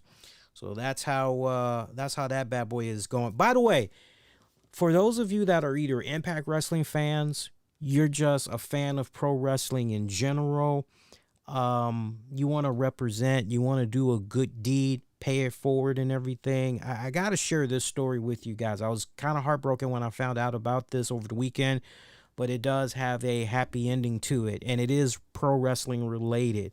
Impact Wrestling stars Ace Austin and Gia Miller, they lost their home in a fire over the weekend, and this fire had happened at a apartment complex, and it was really, really, really, really bad. Their apartment had caught fire, and luckily everybody was able to get out of there, including animals. And just some of the photos that they shared, it just made you shook your head and but relieved to know that everybody, including pets, were okay and everything. And apparently their car was also okay. So their car was made it out of there in one piece as well. Now, Gia Miller, she set up a GoFundMe to get help to rebuild after they lost their home and everything. And they had a goal of basically $5,962. That was their goal. And so far, last I saw, they raised a little bit over $5,000. So those of you, you may hear that and you may say, you know, look, they might have met their goal, but I still want to kick in a little something to them. Feel free to donate. And as a matter of fact, I actually, if you can bear with me a quick second, I will actually share that link with you guys in the chat here. And bear with me a quick second here, and I'll actually pull it up for you guys. Let's see, Gia Miller. And I'll just say GoFundMe. Yeah, GoFundMe. There we go. But shout out to Ace Austin and Gia Miller. That's that's very sad to hear. Very, very sad to hear. Let's see here. And what a traumatic feeling that must be to wake up in the morning and you're smelling the smoke, that distinct smell when you smell it and you're like, whoa, what the hell? And you're trying to hurry up and just get the hell out of there. All right, so I'm getting ready to post the link in the chat for you guys. Anybody that wants to contribute, go ahead and boom, the link is now live. And what I'll do in the episode description, especially for on demand and on the downloads, I'll actually include the link. And look, they've got almost $20,000 as it stands right now. That's an awesome thing to see. It looks like our guy Ryan Barkin of Pro Wrestling Tees looks like he contributed $2,500. That is badass. That is badass. I definitely will be contributing to this right before I go on the cruise. And I will say this, any one of you guys that happens to make a donation to this GoFundMe, reach out to me. If you got Twitter, you can at me at the RCWR show, or you can leave a comment on maybe this episode. If you check this out, like maybe via YouTube, and normally you can leave a comment, or if you maybe want to shoot me an email, the RCWR show at gmail.com. Let me know if you made a donation, and I will do my best to try to match every dollar. Money's a little bit tight. I'm letting you know that right now, but I will do my best to try to match whatever you guys are able to donate. And but if you can contribute, definitely do that. Or next best thing, just share the link. Share the link on your social media outlets. That fucking helps big time as well. For those of you that are old school wrestling fans, you like the classics, WWE, they added some more events from Madison Square Garden. It's been added to the WWE Network, and it's been added to Peacock. You got some time periods there where they got, it's the 1984 period. They got one episode from February, another one from March 25th, one from May 21st, one from August 16th, another from August 25th. All of these in 1984. I could read to you some of the names of some of these matches that are coming up, but that would be like 7 to 10 minutes. We're not gonna go through all of that. You guys just go on ahead and you like your old school wrestling, just check it out. Just check it out when you guys get a chance. Also, one other thing I want to share with you guys, and we'll kind of end it on this note. We're coming right back Tuesday night.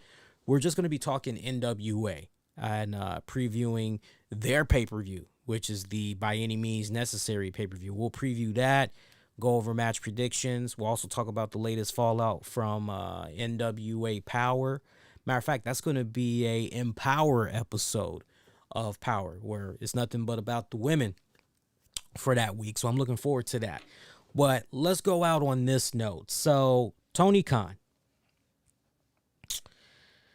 Tony Khan has been stirring it up as of late.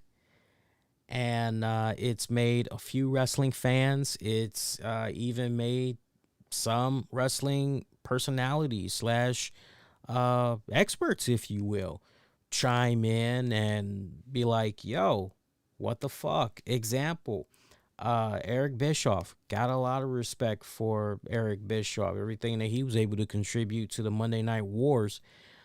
He talked about Tony Khan's recent interviews where, you know, he's pretty much talking about competing with the WWE and how they're going to own them and, you know, all this. You've seen all the stuff that Tony Khan has been putting out there, okay? We don't need to recite, you know, and then he said in this one and then he said, you know, we know what Tony Khan has been saying, okay? And Eric Bischoff, he recently said on his podcast, and I got to quote him here because I actually took down the quote. If Tony were to call me and ask me for any advice, here's what it would be. Shut up and wrestle, dude. Just put out the best product you can, and you've proven you can. Focus on that. This is weird coming from me, right? The guy that challenged Vince McMahon, the guy that gave away all of the finishes. But here's the difference. I was actually competing with them. I was going head to head, real head to head. My show started the same time his show started every week. And with regards to Khan saying he wouldn't make the same mistakes, Bischoff said, Tony, you're inventing some mistakes. And he went on to say, I'm a little disappointed in the rhetoric I'm hearing out of Tony, as well as some of the talent, man. Shut the fuck up until you're actually competing and you're actually competing favorably. And by the way, Tony, in 1996, I was kicking WWE's ass every week in a real head-to-head competition, not a cosplay competition. And, you know, look, here's the thing when it comes to this. By the way, I almost got a brain fart. Chucky. If you loved you some Chucky, you like that new show going on right now on Sci-Fi, Chucky is set to appear at next week's NXT Halloween Havoc. You heard me correctly. Chucky is going to be involved with the WWE as he's going to be making a special appearance on next Tuesday's, what are they dubbing it? The Halloween Havoc edition of NXT. I can't believe I almost forgot about that. Look, this Tony Khan stuff, look. And I'm so frustrated with this. I really, really am. Because this stuff that Tony Khan is doing, I respect the hustle. Okay? I don't like the game that Tony Khan is playing, but I respect the hustle. But here's my biggest problem with this game that Tony Khan is playing. And by Tony Khan essentially being that leader, beating that drum, and everybody else, you know, you leave such an impression that everybody else is monkey see, monkey do. And they're following suit as a result. This game that Tony Khan is playing is so toxic because you will have wrestling fans, and I know you guys have seen it with your own two eyes. I always tell you guys, look, you know, as wrestling fans, especially in 2021 and beyond, you know, look, when it's all said and done, competition is good. Competition is good. having more variety is good. Perfect example. Perfect example. You may buy a slice of pizza at one store, but then you decide all of a sudden you've been buying that pizza for the past couple of months, you may say to yourself, you know what? I'm really not that impressed with that pizza.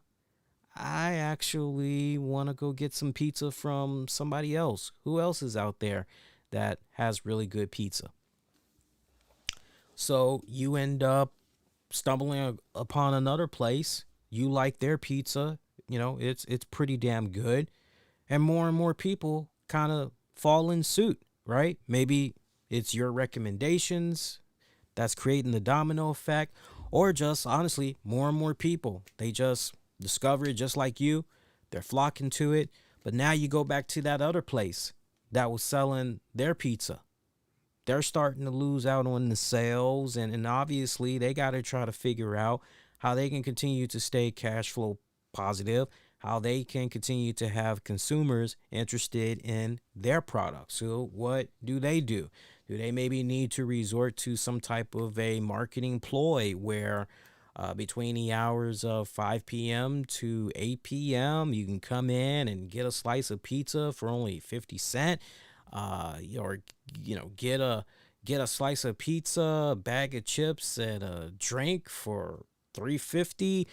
What type of marketing strategy do they need to do to, again, try to maintain consumers, build off anything that they can do to try to win that pizza war that's going on with that other place that's down the street, right? You can't, with Tony Khan. And the thing that I just don't like, and we saw this so early on with Dixie Carter and TNA. We saw this early on where Dixie Carter was trying to do everything in her fucking power to compete with the WWE. I still remember the infamous Monday night. Man, that was such a short footnote in pro wrestling history when Impact Wrestling was going head to head with Monday Night Raw. I remember when I first had heard that news, seeing the promotions for it, I'm going, what are these guys thinking? They're going to get their asses handed to them. Like, they got no business being on Monday nights trying to compete with. No. And sure enough, they got their asses handed to them. It was so bad, they ended up running back to whatever day they initially had. They ended up running back to it, okay? So this vicious game that Tony Khan is playing, it's very toxic, and it's particularly toxic on some impressionable wrestling fans. You've seen those wrestling fans. You know exactly what I'm talking about. Those wrestling fans that, oh man, yeah, AEW. And I get why a majority of the fans that, look, not for nothing, maybe at one point were a WWE fan, but now they're all in on AEW.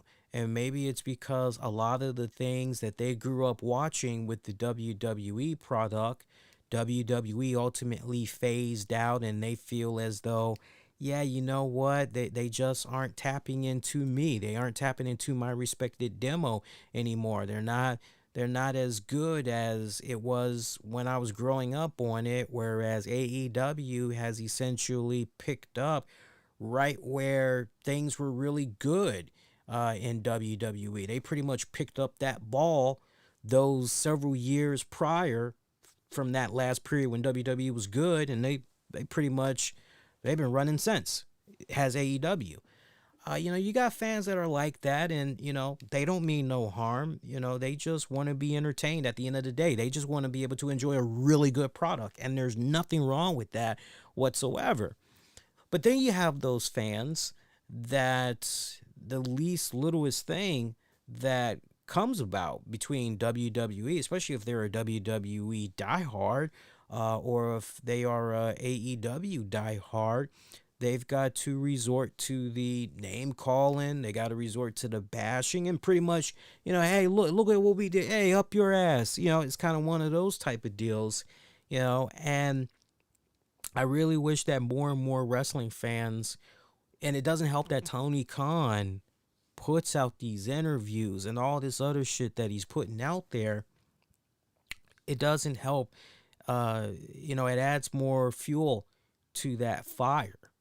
And I definitely agree with what Eric Bischoff is saying. Let me put it to you in layman's terms. I know I used the food analogy earlier, but let's break it down like this. And this isn't long-winded, but it's no different than the podcasting game.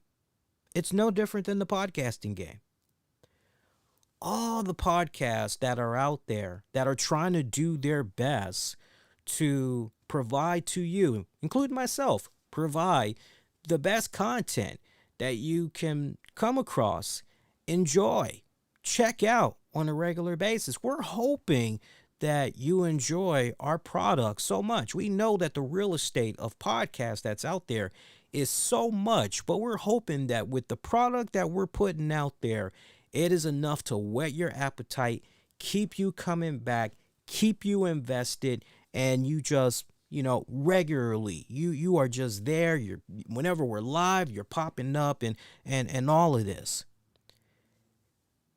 Yeah, are there going to be some shows that's going to pull in better numbers than some shows that are live, or some shows that just release their stuff exclusively for on demand and the downloads? Yeah, sure. Are there going to be some shows that's going to have more of a following in general, including social media, that's going to have more of a following than other shows? Yeah, without a shadow of a doubt. But one cannot be so obsessed and so focused on, okay, well, how come this show is doing this and that show is doing that, and I'm over here? And it's one thing if you're trying to learn how to up your game.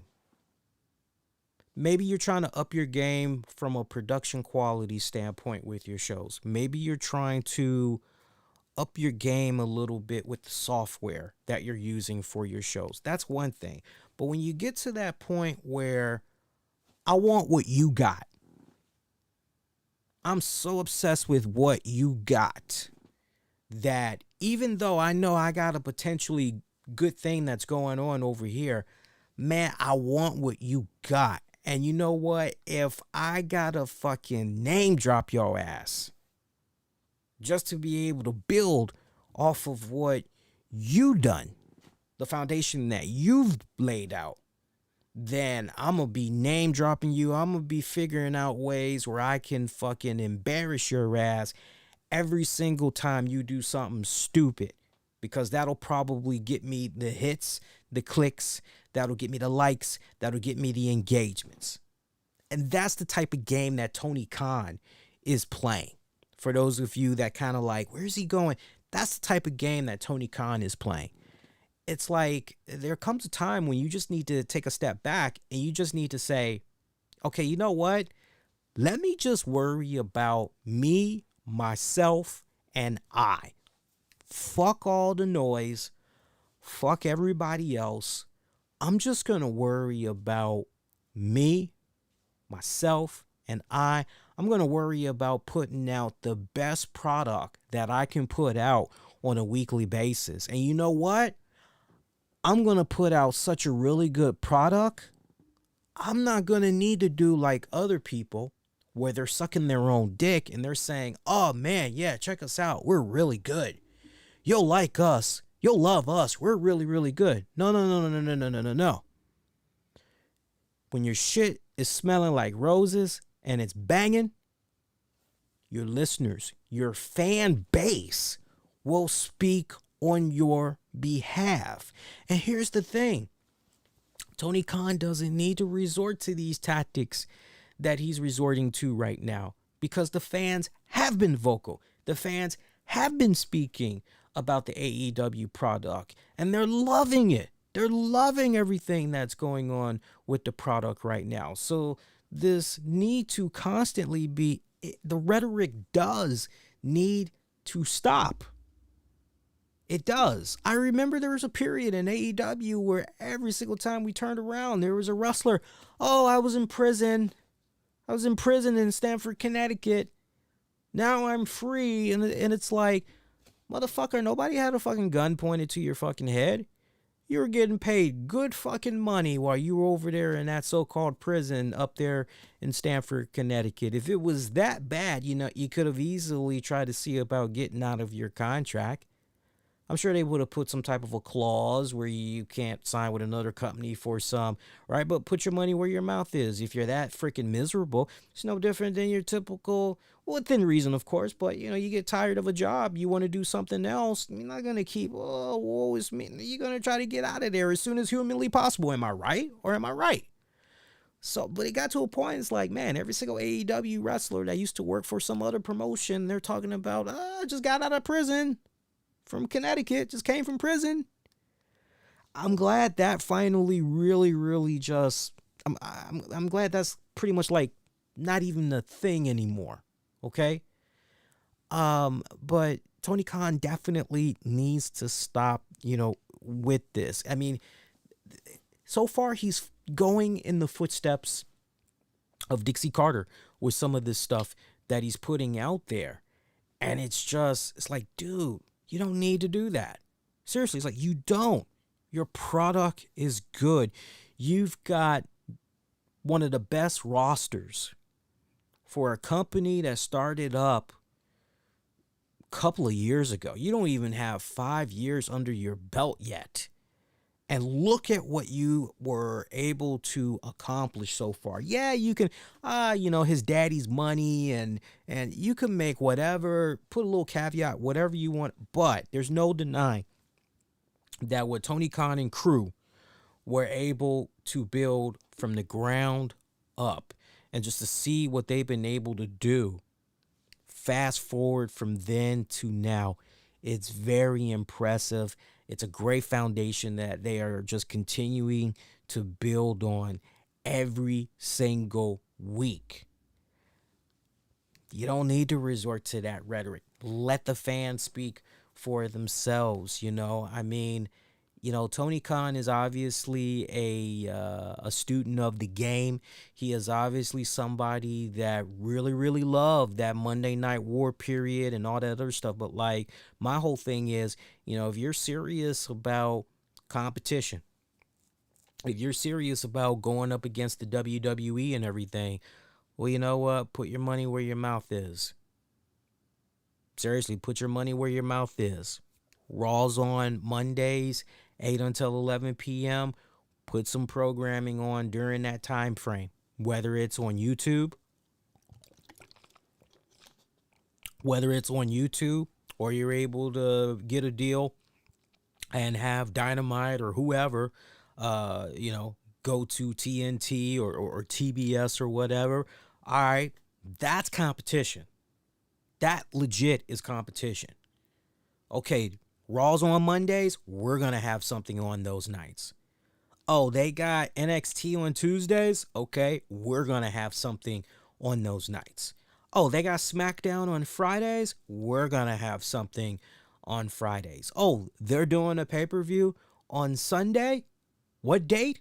Okay, well, if we can, we're going to try to do a pay-per-view that same night or the very next week. That's serious competition. That is serious competition.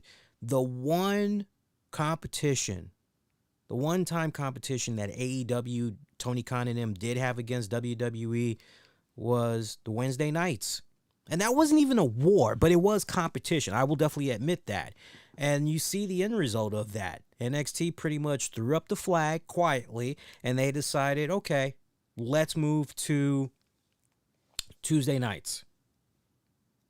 And you see the end result of that. Their ratings, honestly, hasn't really been the same since. So if anything, they were benefiting from being on during that same time that AEW was on Wednesdays.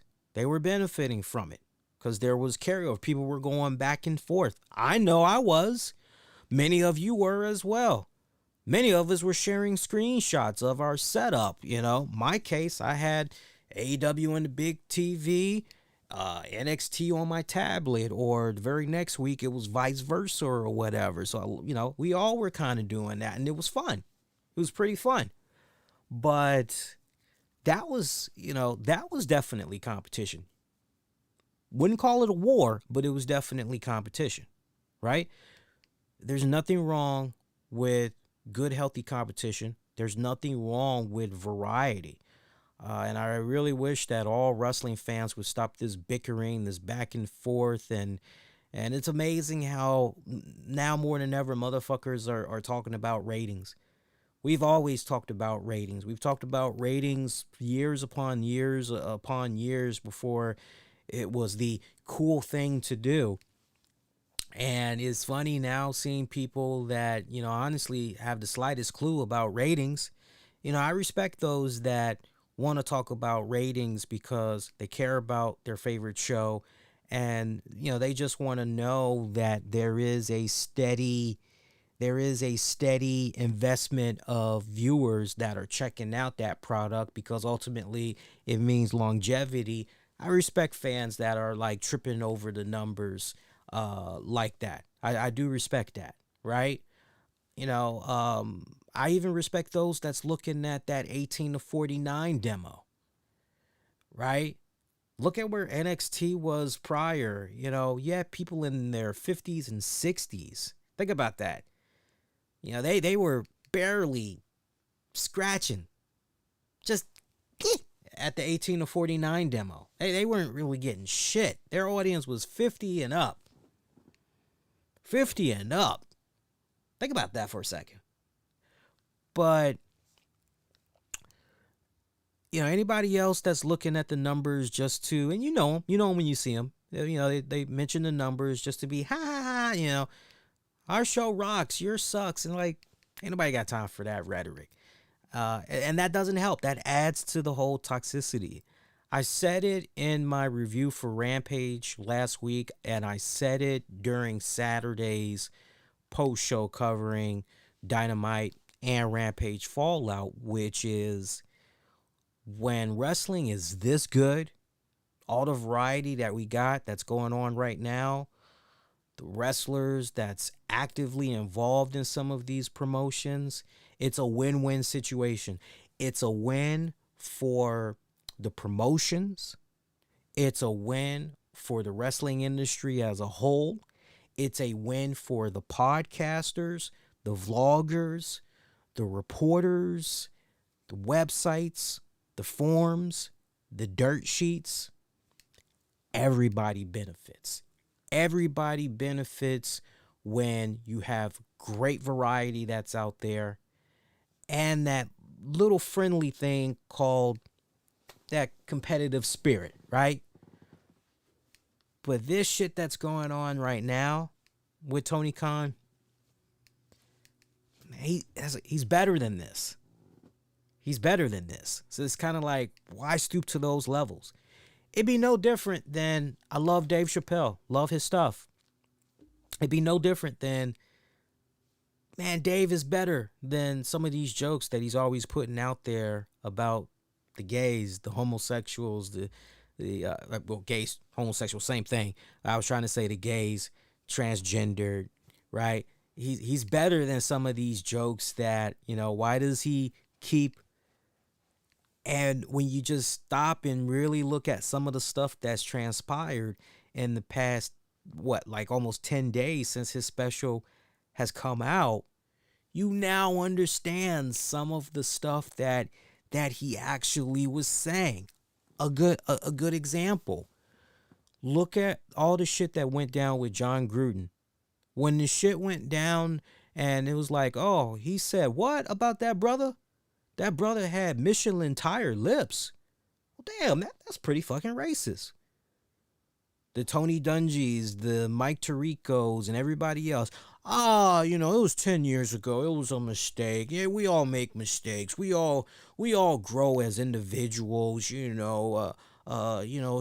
made a mistake. It was 10 years ago. And it's like, what was he, 14, 10 years ago? What the fuck are you talking about? What are you smoking? He's a grown-ass old man. And really? We're going that route? Okay. That wasn't enough to make society as a whole say, yeah, we're done with John Gruden. No, it wasn't until we got the sequel. Oh man, John Gruden said this about Commissioner Goldell. Man, he called him a F-A-double-G-O-T. Oh man, look at this shit that John Gruden said about gay players in the league. Oh, that was the button. That was the button. That was the button. Now all of a sudden, cancel John Gruden. And you go back and you go, wow, wait a minute. This is actually some of the shit that Dave Chappelle was talking about on his closer special. Now people are starting to kind of, So, yeah, it's really weird when you look at all of this shit that's going on right now. The toxicity level, I find it so amusing. I know a lot of you guys do as well. I just quietly just chuckle and I keep it moving along, but it's like, just focus on your product. Focus on continuing to tell really great stories. Making your fans feel truly invested, giving them an incentive, giving them a reason to feel like they're continuing to be part of something that's really, really special here. Because what's been happening with AEW thus far, it's been a quite a magical ride. And just continue to build and build and build and build and build off of that. We all at one point were involved in some relationship. Be it good, be it bad. When we move on to that other relationship, maybe at the very beginning and, we're trying to fill each other out with that new potential partner, that could be a new relationship. Maybe there's a couple of stories there you might share, but you don't constantly, on a fucking weekly, daily basis, bring up your ex to your new lover, do you? You've moved on to bigger and better things and all that shit. So quite amusing. But on that note, let's take a fork in it. Let's call it D-O-N-E done. Let me know your thoughts about the whole Tony Khan comments. Whether you're totally in agreement with a lot of the points that I had made. You agree with, what Eric Bischoff had said recently. Who you got for Crown Jewel. If you're going to be checking out the Bound for Glory, you can definitely sound off on that as well. Number of the topics that we covered here on this show. Sound off and let me know what you guys had thought. I do read all the comments that come my way. Of course, you can always send stuff my way on the social media as well. Twitter, if you got the Twitter at the RCWR show. I'm always up on the Twitter. You could do the gram as well. I'm on the gram. That's what you kids are calling it now, the Instagram. You're calling it the gram. Gram at the RCWR show. Facebook, same handle as well. And one more show to go this Tuesday night, October 19th. We'll be on at, I'll say 10:10 p.m. Eastern. We'll be on after NXT wraps up. Heads up, we're going to be talking NWA. They're going to be doing a special episode of Power. They're dubbing it their Empower episode. It's going to be nothing but all about the ladies. So we'll be talking about that. We'll also preview their By Any Means Necessary pay-per-view that's going to be going down this weekend. Offer some match predictions on that one. And that'll be our final show, because after that, I won't be back with you guys until after the 19th. I won't be back with you guys until Tuesday night of October 26th. Although I'm strongly considering actually making it be Wednesday the 27th. We'll see, but pencil in right now, if you're not able to join us for the 19th of October show, pencil in Tuesday the 26th as when we'll be back. Be kind, rewind. Check out previous episodes you might have missed on demand and on the download. Shout out to those of you who continue to support the show, friends of the show, definitely. You guys know exactly who you are. Next week, we'll definitely get into those shout outs, but you guys know exactly who you are.